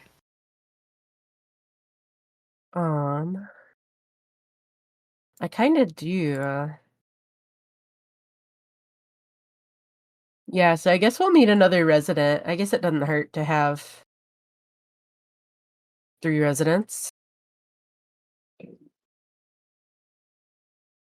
Um, each resident needs a title. Um, oh, the title.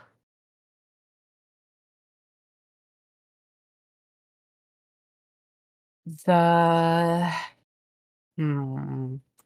How about the title is I'm struggling. Well-to-do.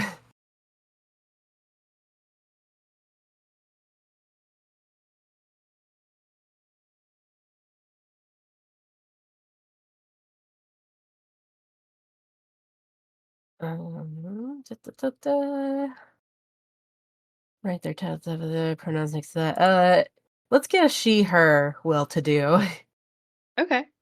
I love a snobby rich lady. Sounds good. Um, so I feel like this is someone who is at the lounge frequently, is well known throughout at least the rise. So well-to-do, influential.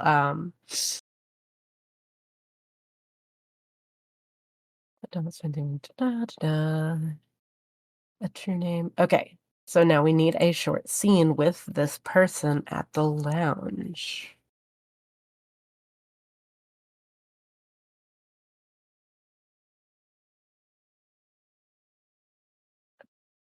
Is there any ideas? I'm bad at the actual play. I'm good at the making the city part.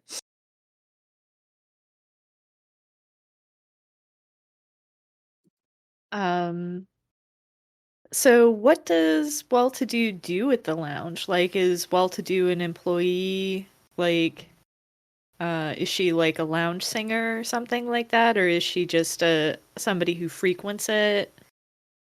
I love lounge singer. Cool. I like that. Yeah, so you could frame a scene of like maybe either her debut night or maybe her 100th night, depending on how you want to frame like is she happy to be here? Is this old hat by this point? Like, Yeah. I like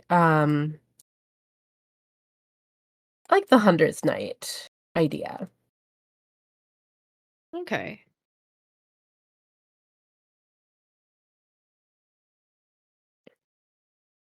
Because she is well known. She is yeah. Okay, yeah. So this is her 100th night singing. And then I don't know if anyone wants to play another character. I don't think I want it to be solo. Um, Okay. Well, so I don't know if you want to be obviously, yeah. I'm sorry, go ahead.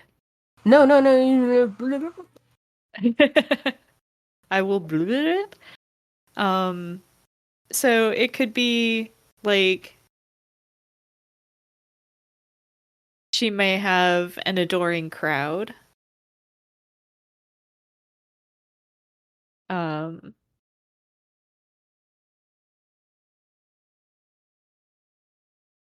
so she could be playing off the crowd like um someone's come up to her with flowers. Yeah, I got it. Yeah. Um, so after her 100th performance, um, she is maybe in her dressing room, Mhm. um, and a pretty blue lizard person comes to the door and like knocks on the frame. Is bearing a bouquet of flowers. And he says, 100 performances, huh?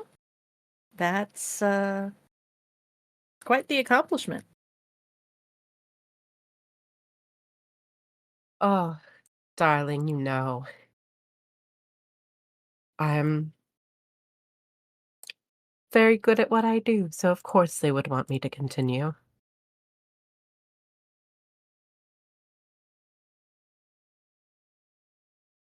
Um, I take it you were in the show tonight, or out in the audience, that is.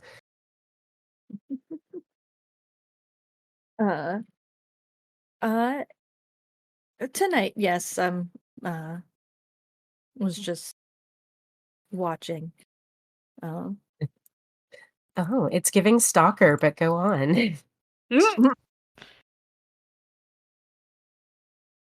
no, I mean, I I perform on Tuesdays. Oh, Uh, but everybody around here always says that you do great work, so I wanted to make sure I caught one of your shows. They weren't wrong. um, and a Tuesday performer, you say? What was your name? Uh, I I'm Kess. Ah, Uh, God damn it.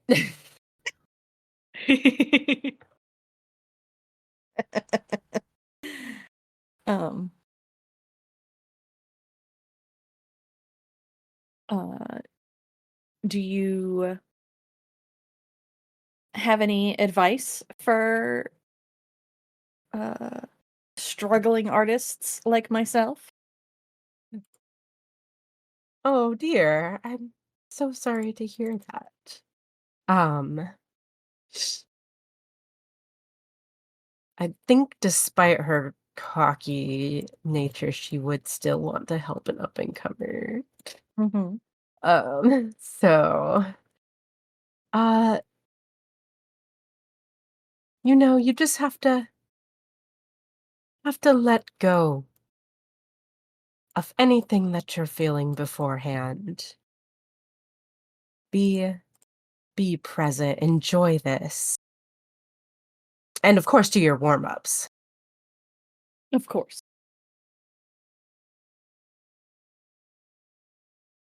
Uh, Well, I don't, Izzy, okay? It's better surprise when you don't. And I think Kess like nods, and he kind of walks in just a couple of steps to hand her the bouquet, and says, "Well, I thank you for your time. It was a lovely performance and lovely to meet you."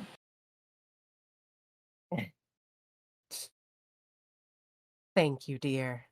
And break a leg. Break all of them. You'll do just fine. Keep breaking them until it works. That's how it works, right? Uh-huh. Cool. Incredible.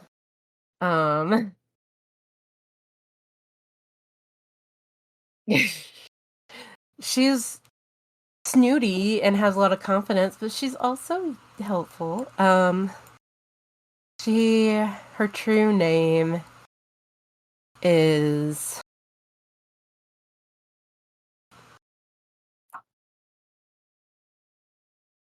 Oh, I hate to steal a word that's already been used on another true name. Go for No, it. do it. I was gonna say nurture talent. Mm-hmm. She is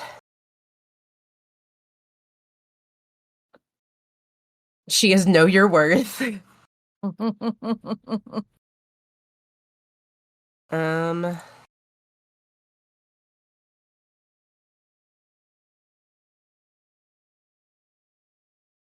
and she is elegant. All right. Sounds good.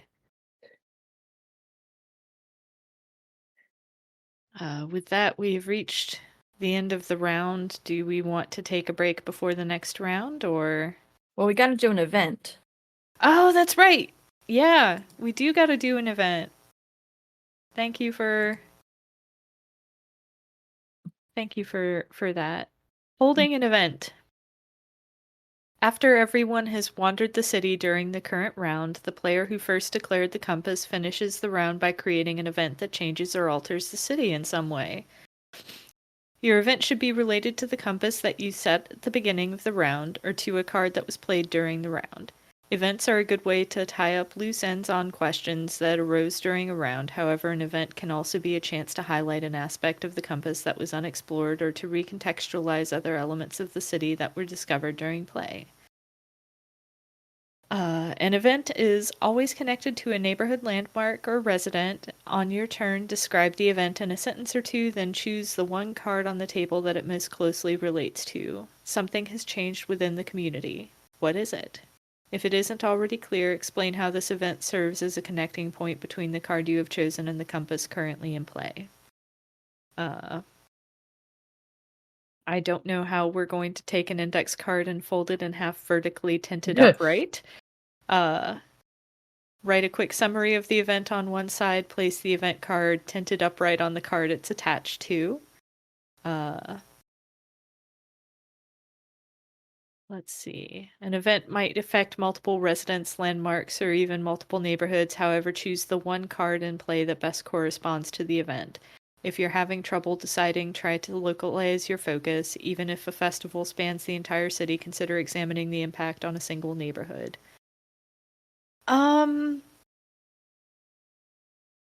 I think the event is going to have to do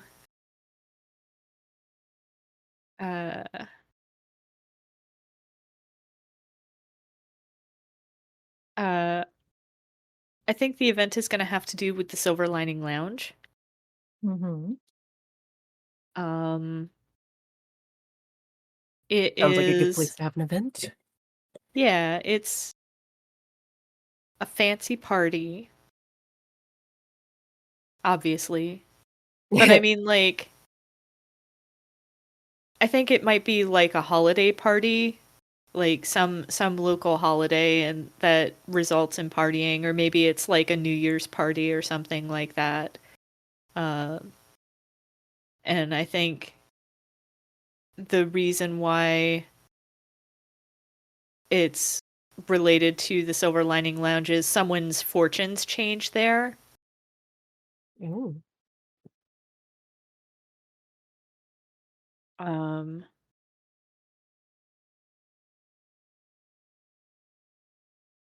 I don't know. I don't think it's like necessarily the lounge's event, the lounge's fortunes change.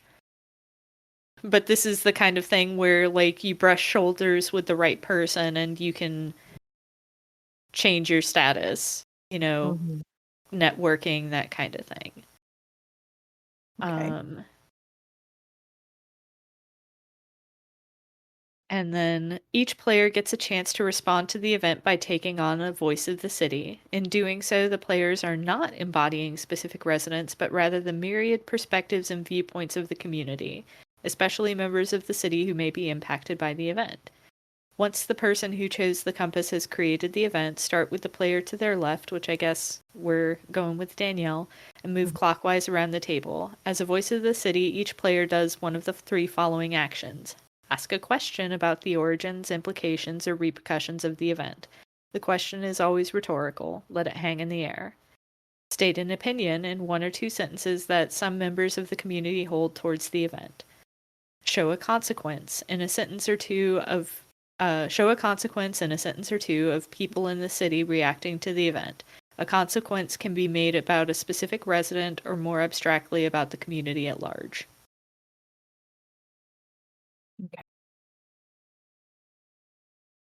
Uh,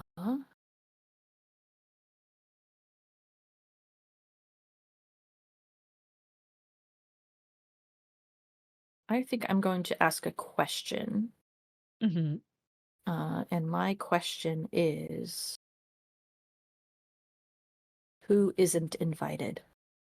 Ooh. Good question.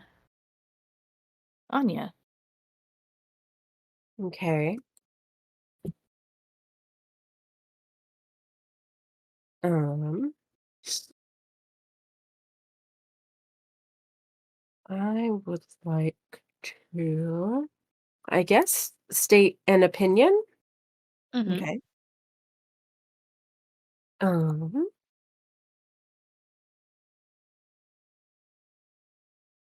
I'm trying to find where the event is at on the thing.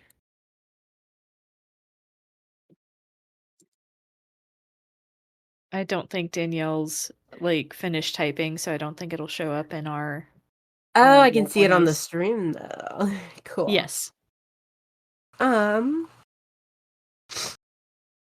so the opinion that some members of the community hold toward the event. This party, at one point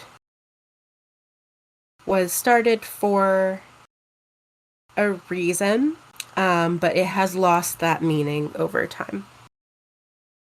Mm.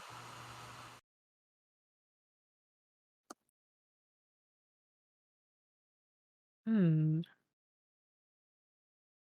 Is that okay? Mhm. Yeah. I'm just thinking about how the city's altered, and also thinking, because I think I want to do a consequence. Mhm. Ooh. Um, I think well-to-do's fortunes are changed. Like maybe she gets like a record deal Oh. because it says it can be a consequence for one of the residents, right? Right. Yeah. Um, but I think as far as altering the city is concerned, I think the true name of the Silver Lining Lounge, because people have forgotten why the party started, maybe, and there's the who's not invited thing. Maybe the Silver Lining Lounge gets part of its true name is now tarnished. Oh.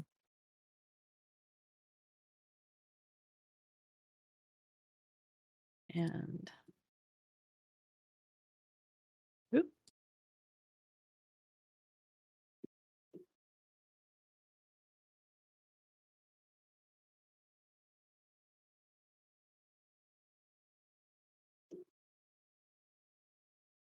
And I'm gonna Alright. edit well-to-dos.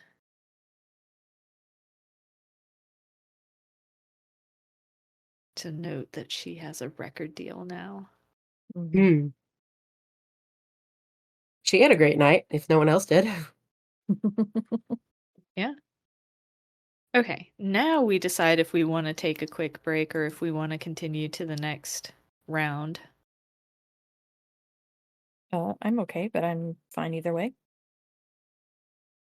Yeah, I'm perfectly fine. Yeah, I think I'm fine. So, Okay. next round, I think starts with Danielle setting the compass. Boy. Spindle wheel save me. Save me, spindle wheel. You're my only hope.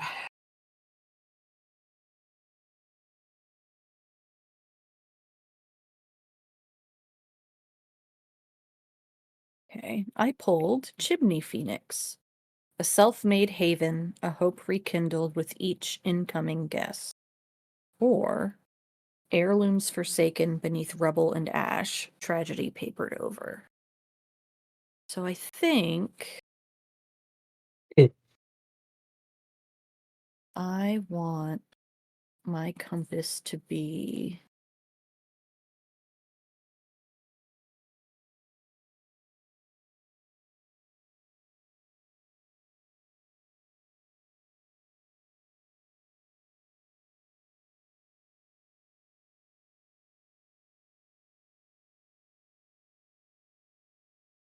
I think I want my response to be, or my compass to be, calamity. Ooh. Interpret that how you will. And I think I want to make a neighborhood.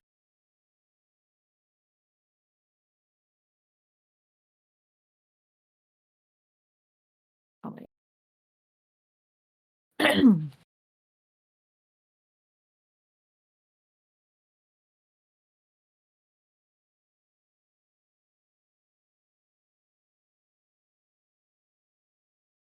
I think the title of this neighborhood is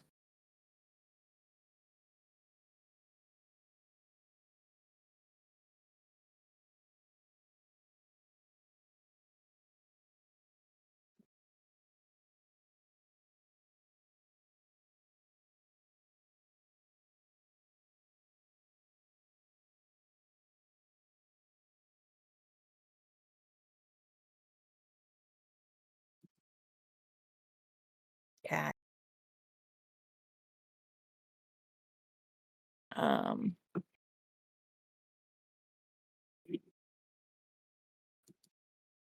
uh,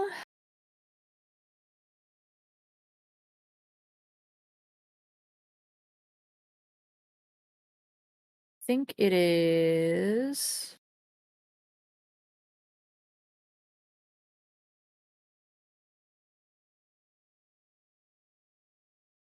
the hospital. Okay. And I think it's an entire neighborhood because I don't think it is a like, I don't think it is a hospital, you know? I think it is an entire, like, borough where you have apothecaries and physical therapists and all kinds of doctors in their different practices and like an emergency room kind of thing. Mhm. You know, I think it's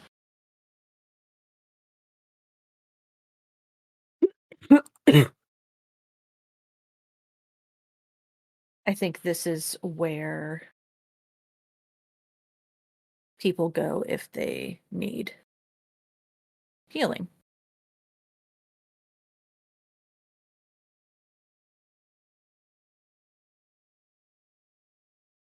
Sounds good. Um,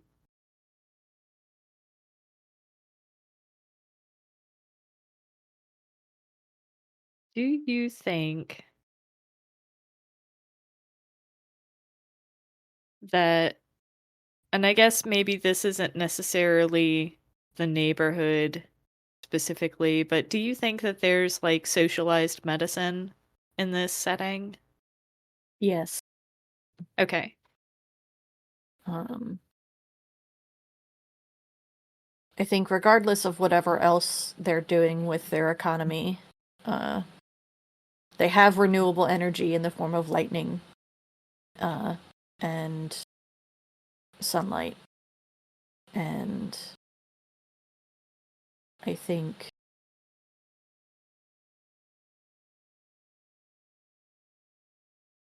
yeah, I mean I think it's socialized medicine. I think anyone can get the help that they need. Okay. Cool.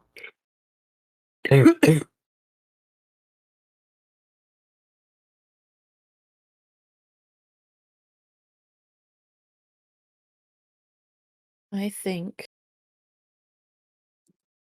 the true name is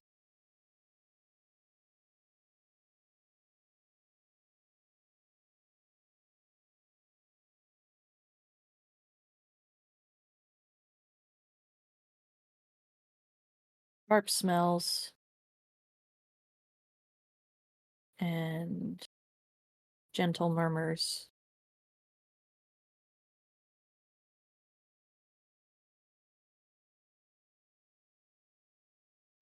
Cool hand on a fevered forehead.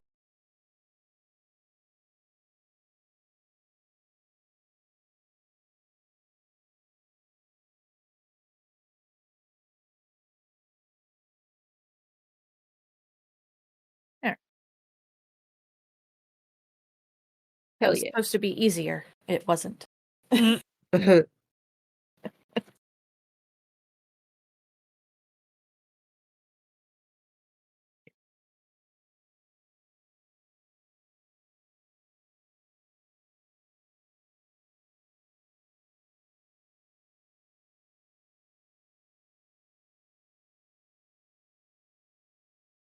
Who's next? it's you. Okay, I wasn't sure. Um, do.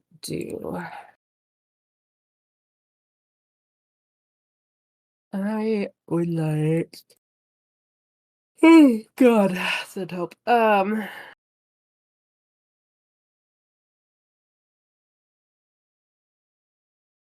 think I'd like to add a new landmark. Let me get to that page in the book where I do that.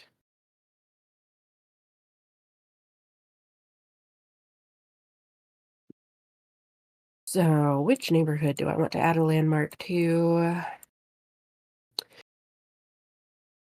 I want to add a landmark.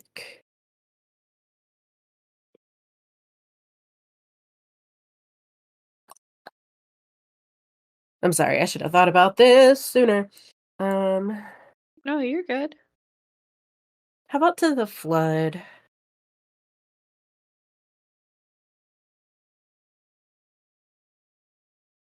And this landmark is, well, we said this one was more like down to earth residents. And while I don't want to call it gentrification, maybe like an expansion.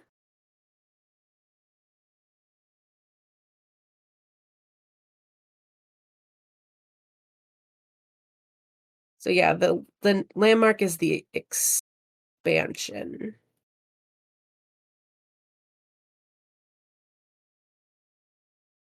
Um, address is the shore. Maybe like the surrounding shores, just like all around. I've got a question for you. Okay. Since like the compass is calamity, do you think that this is something that like is a rebuilt slash reclaimed area? Oh,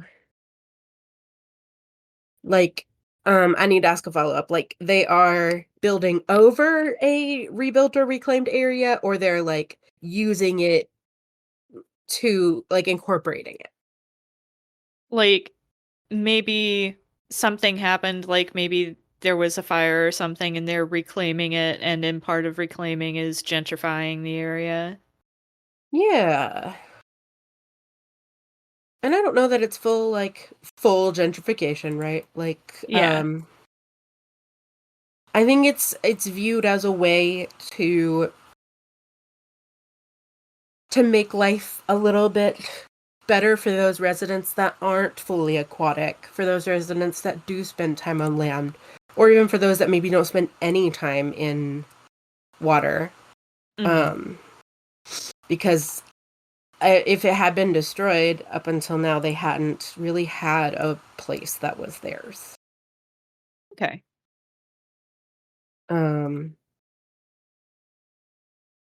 so yeah, I mean, I'm sure it's calamity in that, any sort of construction is annoying, and messy. But I think it has good intentions. Okay. Yeah, is that okay? Yeah. I mean, it's your landmark. No, I wanted to build off of what you were kind of saying there. Hopefully, I did. Yeah. Yeah.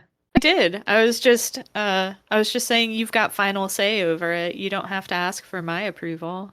I did, bitch. So what now?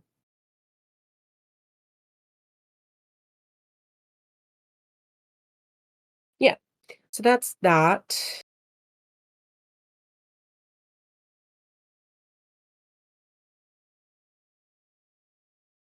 So True name. true name is moving forward. Good intentions. Um, but like a dash of modern. Because I assume if this area clearly is like a more natural area, I assume it was probably lacking some of that modern feel.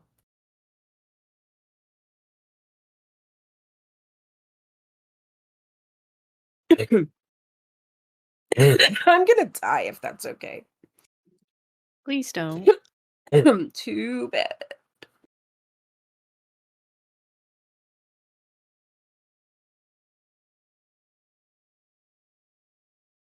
Does that work? Yeah. Yep. And I think I want to add a landmark to the hospital. Okay.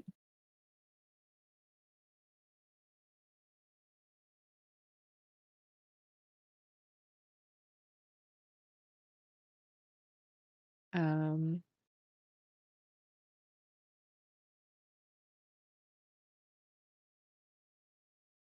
I'm trying to think how I want to word the title.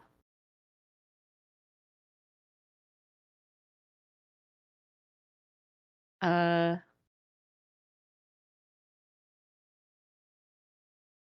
let's say Tarragon's Apothecary and Herbal Emporium.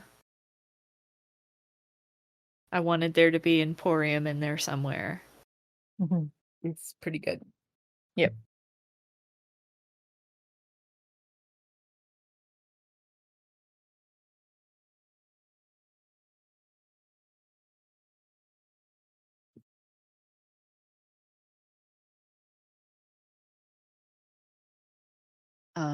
And I think the address is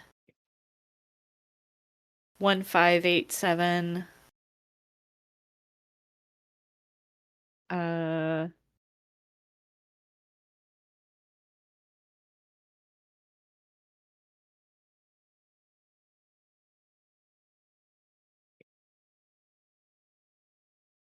uh it should be plant related because this is an apothecary, and I think that Paragon is the type of person who'd open an apothecary on an herbal uh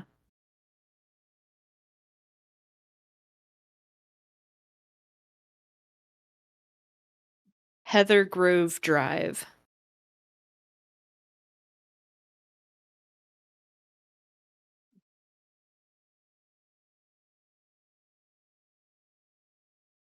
Okay.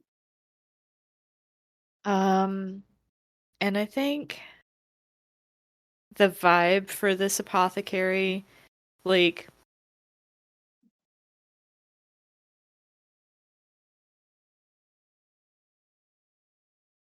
pungent tinctures,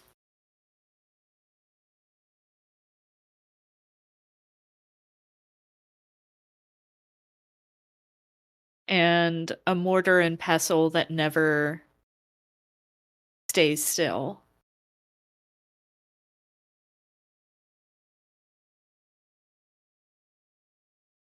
I don't know when Izzy said weenus, but no. How do I turn on timestamps? I know there's a way to turn on timestamps. Oh. Chat appearance. Yep, Yep. there it goes. Haha.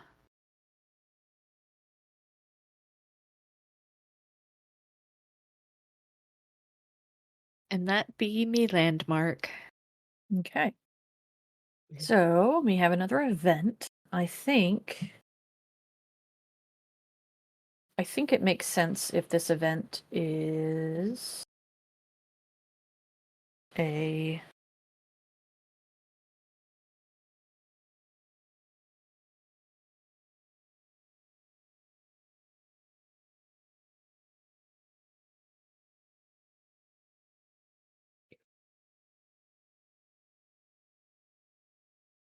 I think it's a hurricane, Oh boy. and I think it's centered at the hospital for obvious reasons. Mm-hmm. Um,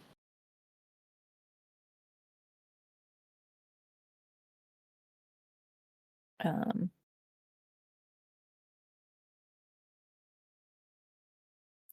so Anya, E. you get to do a thing. A thing. Yeah. You get to ask a question, have an opinion, or say a consequence. I want to ask a question. Mm-hmm. What is lost? Mm.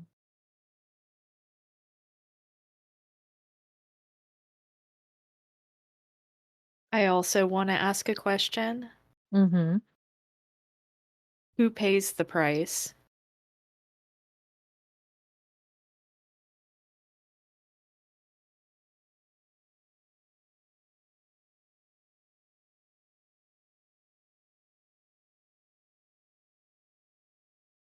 And I think I am also going to ask a question Oh shit. because I just like that. And I think it is what grows from the wreckage. Ooh.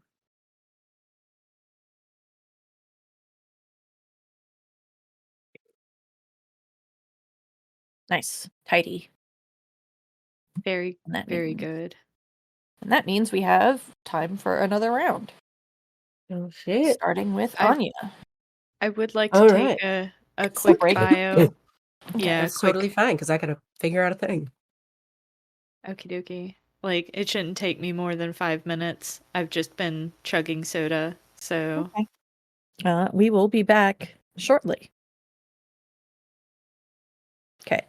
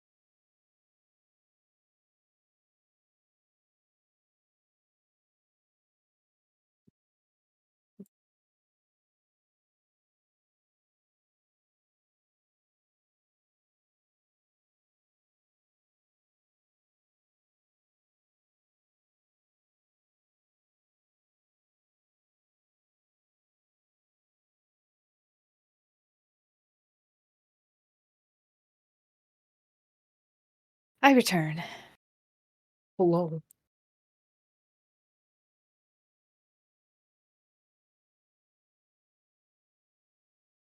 I have a compass, so we're Okay. good to go when Danielle is back. Sounds good.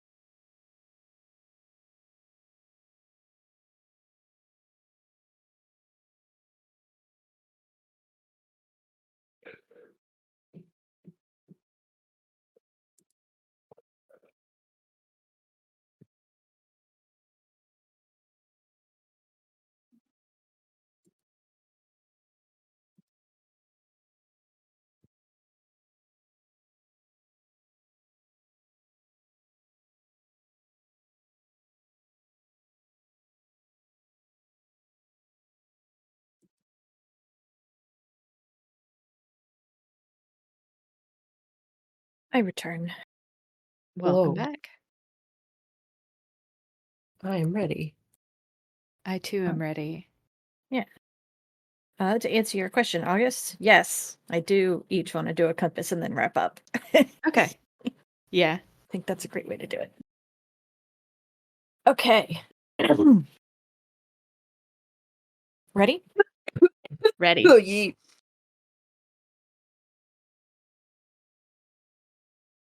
And we're back. Hell yeah. I almost said welcome back.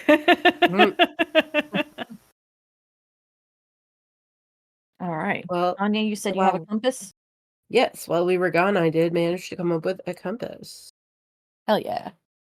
So, my compass, I feel like I want to take us in a nice way after the calamity. So I want it to be moving forward. Okay.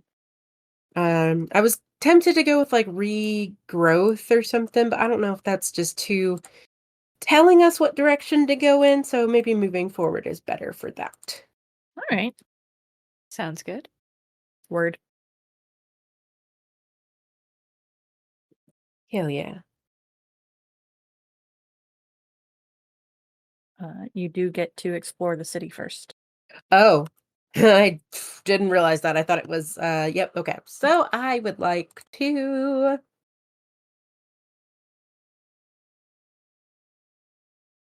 Am I gonna do a loon landmark or a Lou neighbor? Oh wait, it works that way. Lou. Lou. I'm just gonna say Lou for the next hour. Do I want to do a landmark or a neighborhood is what I have to pick.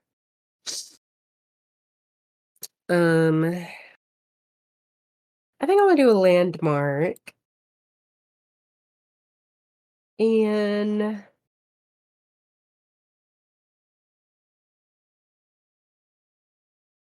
how about in the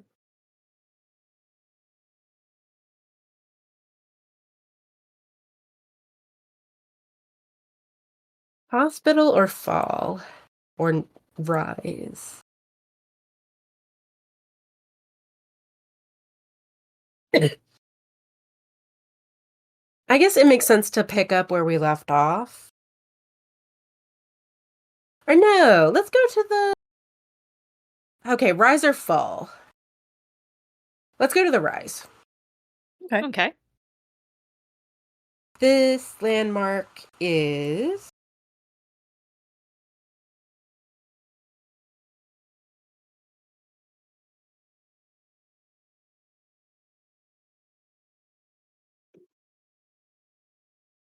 This landmark is the pop-up shelter. Okay. I think this is part one of moving forward. The Rise has created a pop-up shelter area because they have the means to provide an area, because I don't want a shitty city that forces out people who have nowhere to go. I would prefer to have a city that helps. Okay. The address is right at lining the main street. Yeah, lining the main street. Because that way it's close to. Huh? No, go ahead. No, please. I have a question. Okay. So we have this pop-up shelter in the Rise. Does that mean that people from the Rise are here in the pop-up shelters, or are people from other parts of town in the pop-up shelters, or is it like a mix? I think it's people from other parts of town. I think because the Rise is the wealthy area, they were probably able to fortify and hang on a little bit better. So yeah, not like everyone's place isn't perfect, right? Like they're not all doing great. But they are doing well enough that they're all right now. Hmm.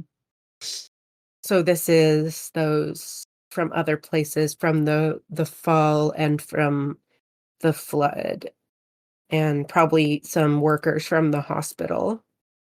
Okay.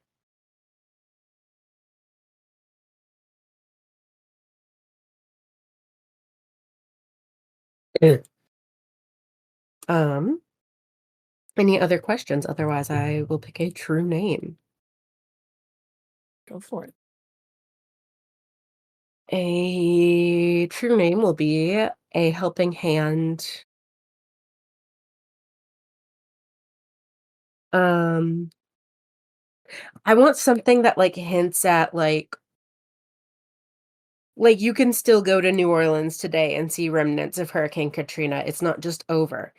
Mhm. So I want something that like implies of permanent. Like we might move forward, but we'll never be the same. Mm. And I'm not sure how to word that.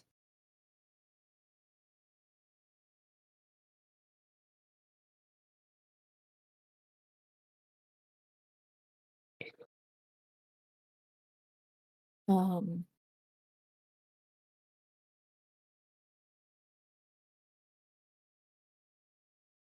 Something immutable, but I don't know what to pair with immutable. I was thinking of um, when broken bones heal, you can Mm. still tell where the break was, or something Ooh. about scars. A lasting scar, maybe. Yeah, a lasting scar. Or if we want to use August, an immutable scar. Yeah, an immutable scar. Izzy suggested irrevocably changed. Mm, that could be a good third one. Okay. I say okay as if I'm actually writing these. No, Danielle is the one who is record keeping.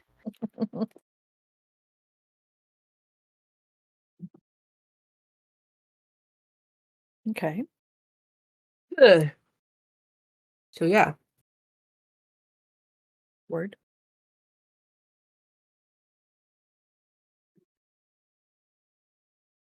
Um, let's see. I haven't touched the flood yet.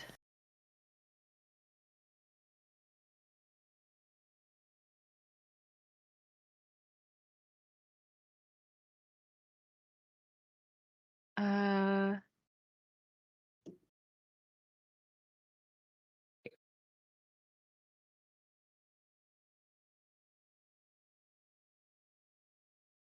let's do a resident of the expansion. She's a Selkie person, uses she or they pronouns. Um,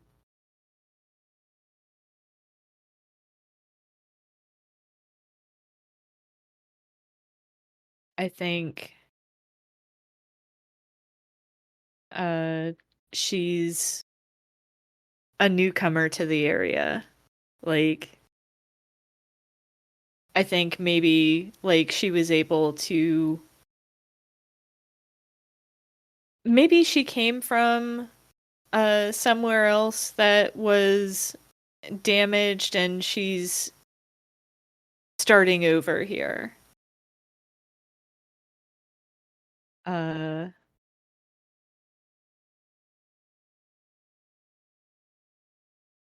I think her title is Poppy.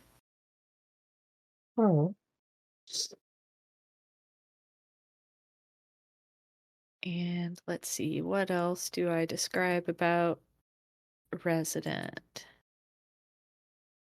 True name. Oh, no, we do a scene. And you decide their true name. Yes.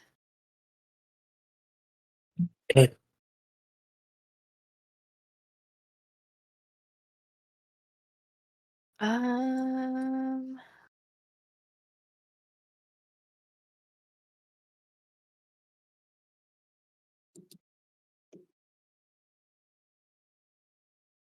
hmm.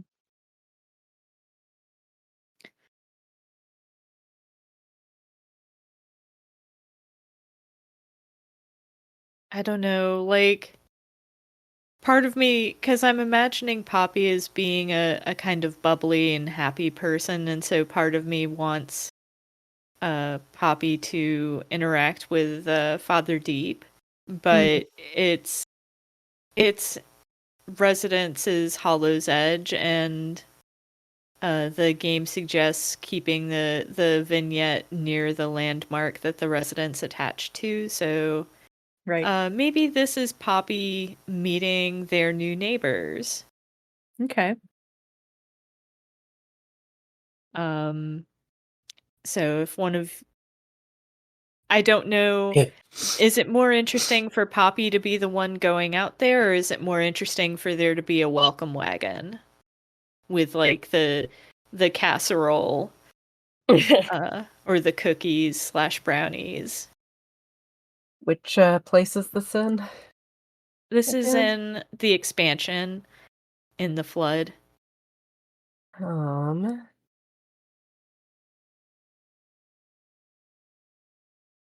would they do a welcome wagon? Is I guess the question I'm trying to figure out. I mean, it's okay if the answer is no. Poppy's an outgoing person in my mind, so like, you know, it's no big deal for Poppy to go around meeting her new neighbors. Uh No, I think whichever you find more interesting is good.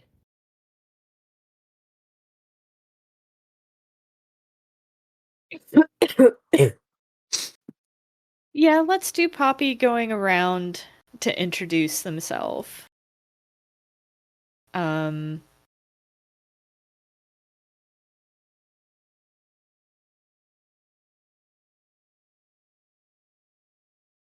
Excuse me. Big yawn. So who does Poppy meet? Like, what are the folks around here like? Like, I think one of them is uh uh crotchety old man who lives alone. mm, Um and is mostly crotchety because he doesn't have friends mm-hmm. Oh, yet. look at this I'm new sure Poppy will friend. become his I'm sure Poppy will become his friend. Whether he wants it or not. Uh-huh.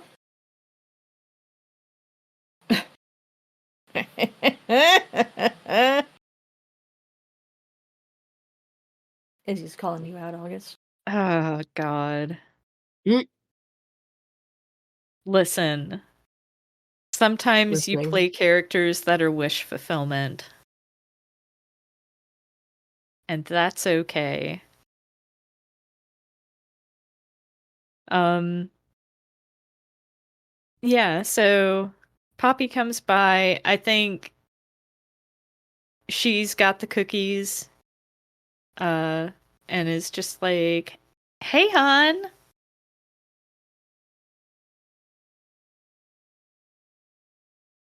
Who's that? My name's Poppy. I'm new in town, and I just thought I'd stop by and offer up a little hospitality since I'm here, get to know the folks who live near me. Diabetic. Mm. Well, if you give me enough time to find a recipe, I'm happy to make something a little more to your taste. Squints at you. Smiles back. Mm.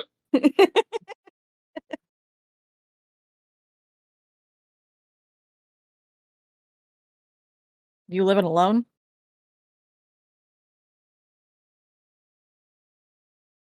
Yeah, it's kind of nice. I've been at the shelter for a little bit, so I'm looking forward to having a space all to myself. Frowns. You live alone too?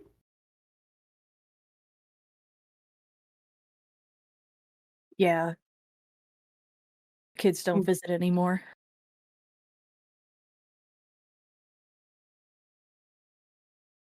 That's a shame.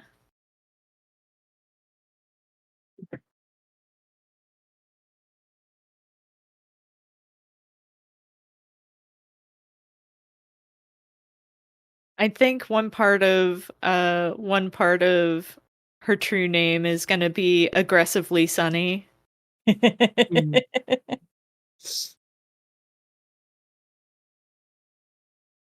Um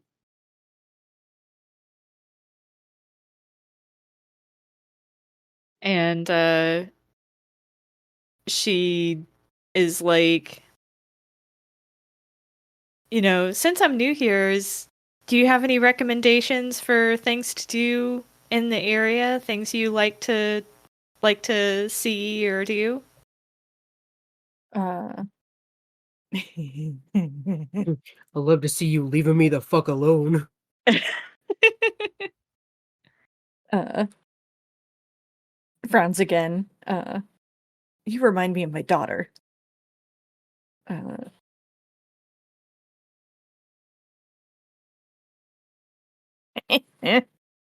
uh your other neighbor on the other side. The the blue fella. You steer clear of him. Rude.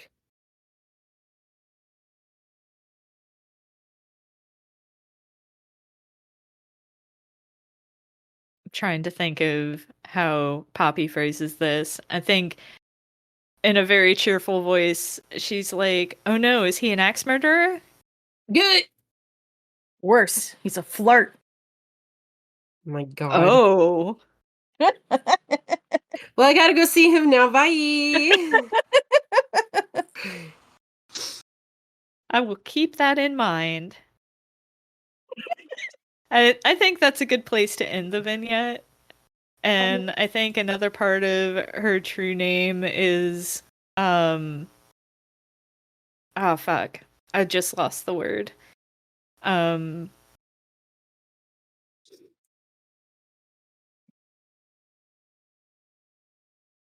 the closest thing I can think of since I lost the word is like companionable, Mm-hmm. like more than just friendly, like Yeah. warmer than just friendly. Mm-hmm. So I think that's her true name.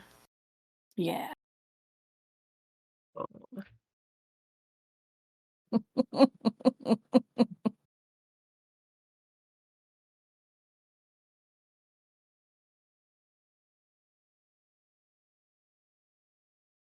Very nice. Um so it's down to you, Danielle, and then an event. Mm-hmm.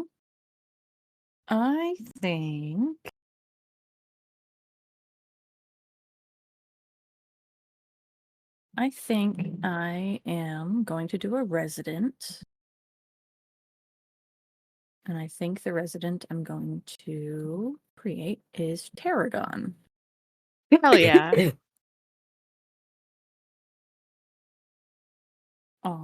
Dr. Tarragon, only 2 R's in Tarragon. Uh,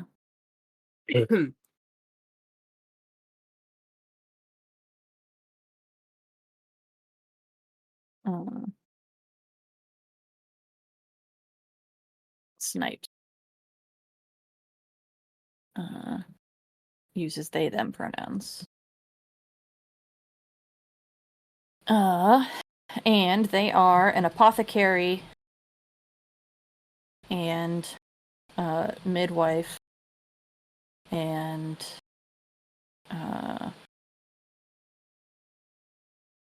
village elder. Hell yeah. Um, and I think their vignette is a bit of a montage of them like filling prescriptions, diagnosing small ills, delivering babies. And we see the montage like change slightly from like the very kind of everyday type needs to the like post hurricane type needs, Mm-hmm. like less colds and more like Dysentery. broken limbs. Dysentery and broken limbs, yeah. And I think the most noticeable thing about it is that their demeanor and their expertise never wavers. And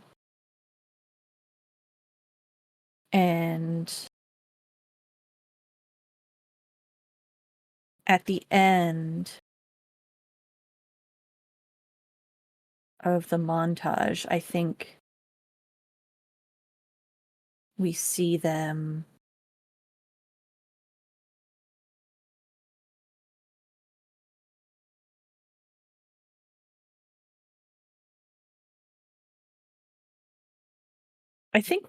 go home to like a cat kind of thing. Like they live alone with their cat.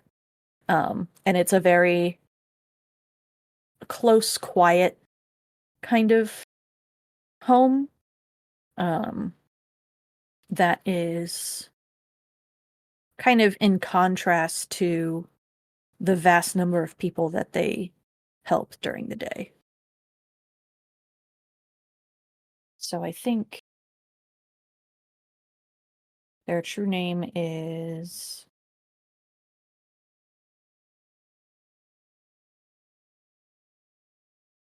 Doctor of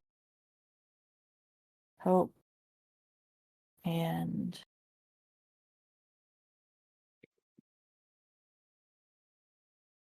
Small Mercies.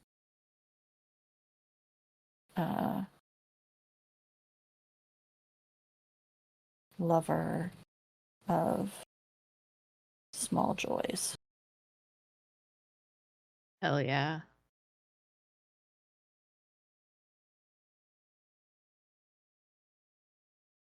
All right.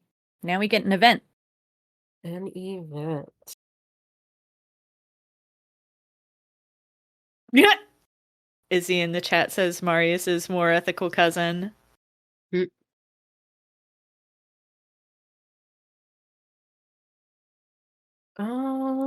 This event.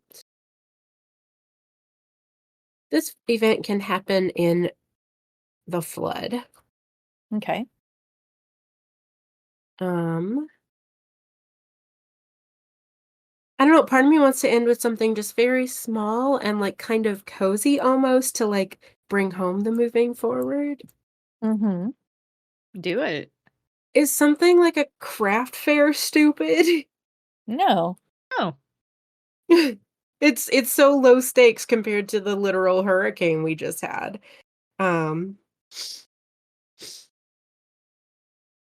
Okay.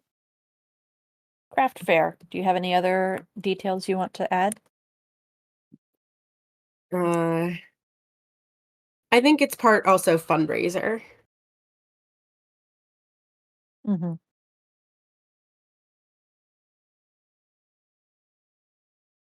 to help with the recovery efforts.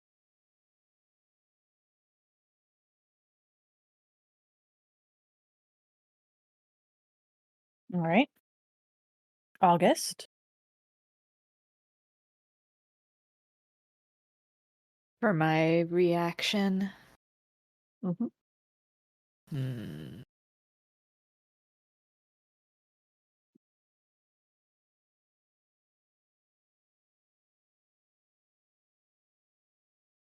I think I'm going to state an opinion, Mhm.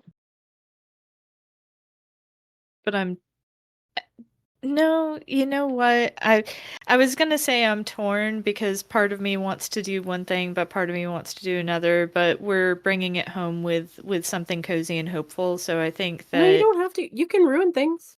no, I'm not gonna ruin things. You're welcome to.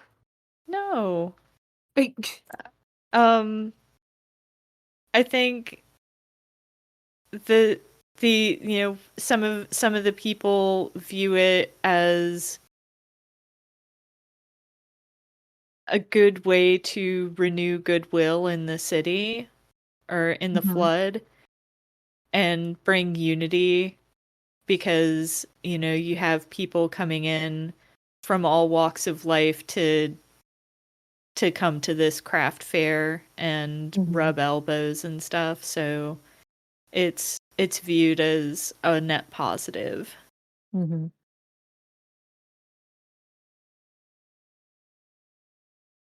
All right.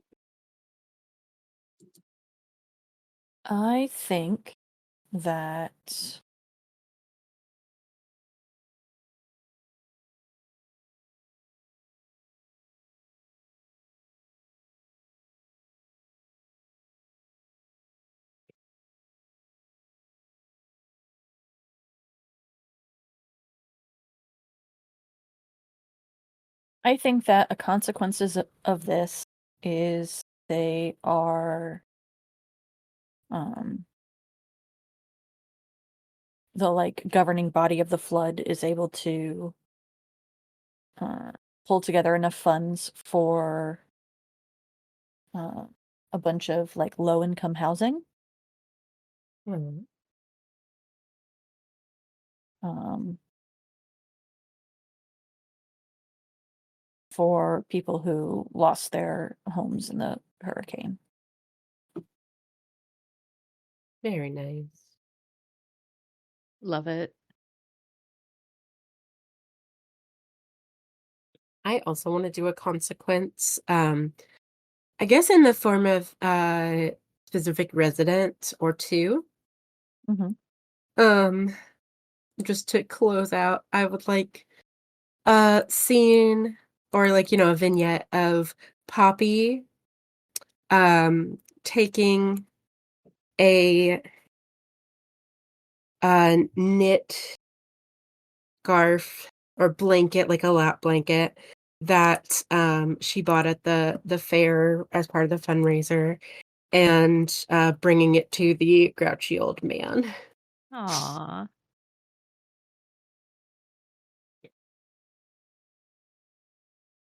I don't think we Cute. technically do vignettes as part of the event, but we can Oh, definitely say that happens and like the consequences like mhm. Yeah, renewed neighborly relations. I like that.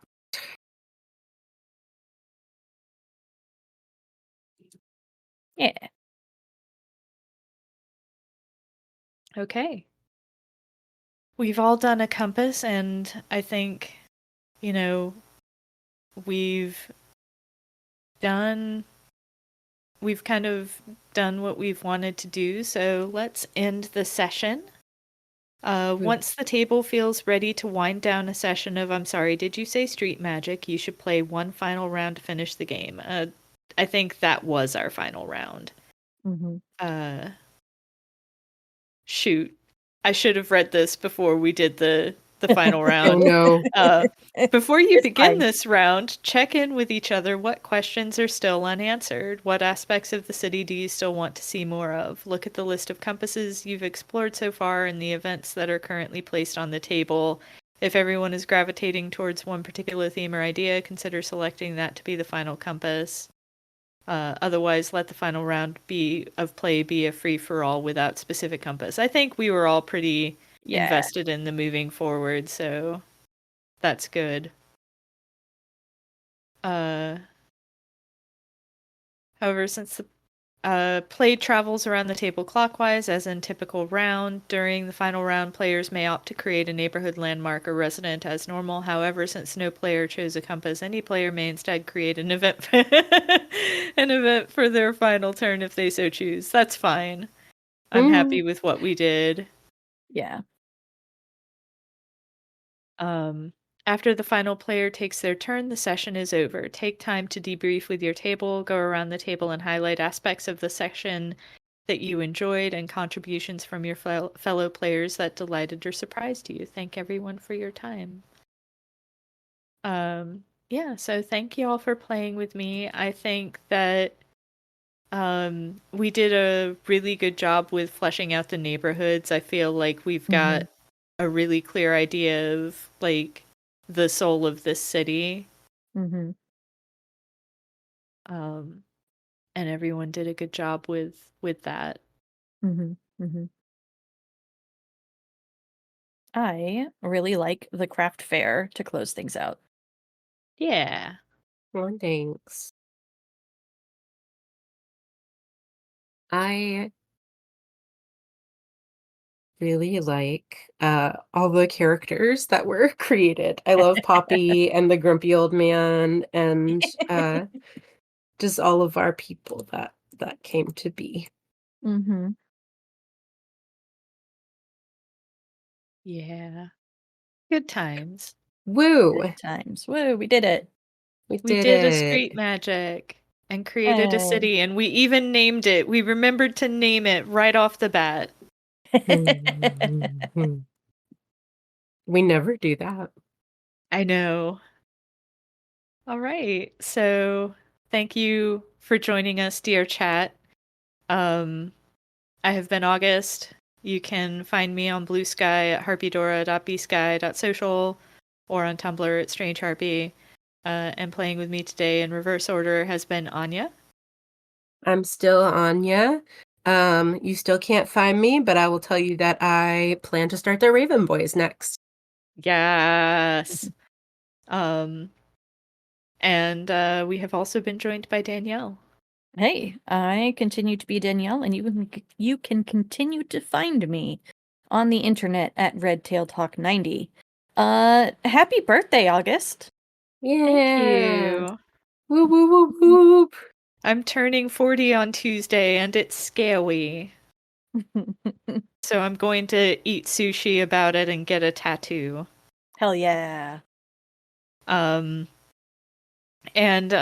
if you want to keep up with things that we all do, a good place to do that is on Blue Sky over at standingstonesprod.bsky.social. And Zhang in the chat says Nuck Tats, and unfortunately, no, it's going to be making my nerdy dice tattoo even better. Dwarf life, no. Not me, not me. All right. And on that note, I think we bid you all adieu. Bye. Yes. All right, we're done. Yep, let me kick the bear. I'm in the wrong Discord to kick the bear. Let me get to the right Discord to kick the bear.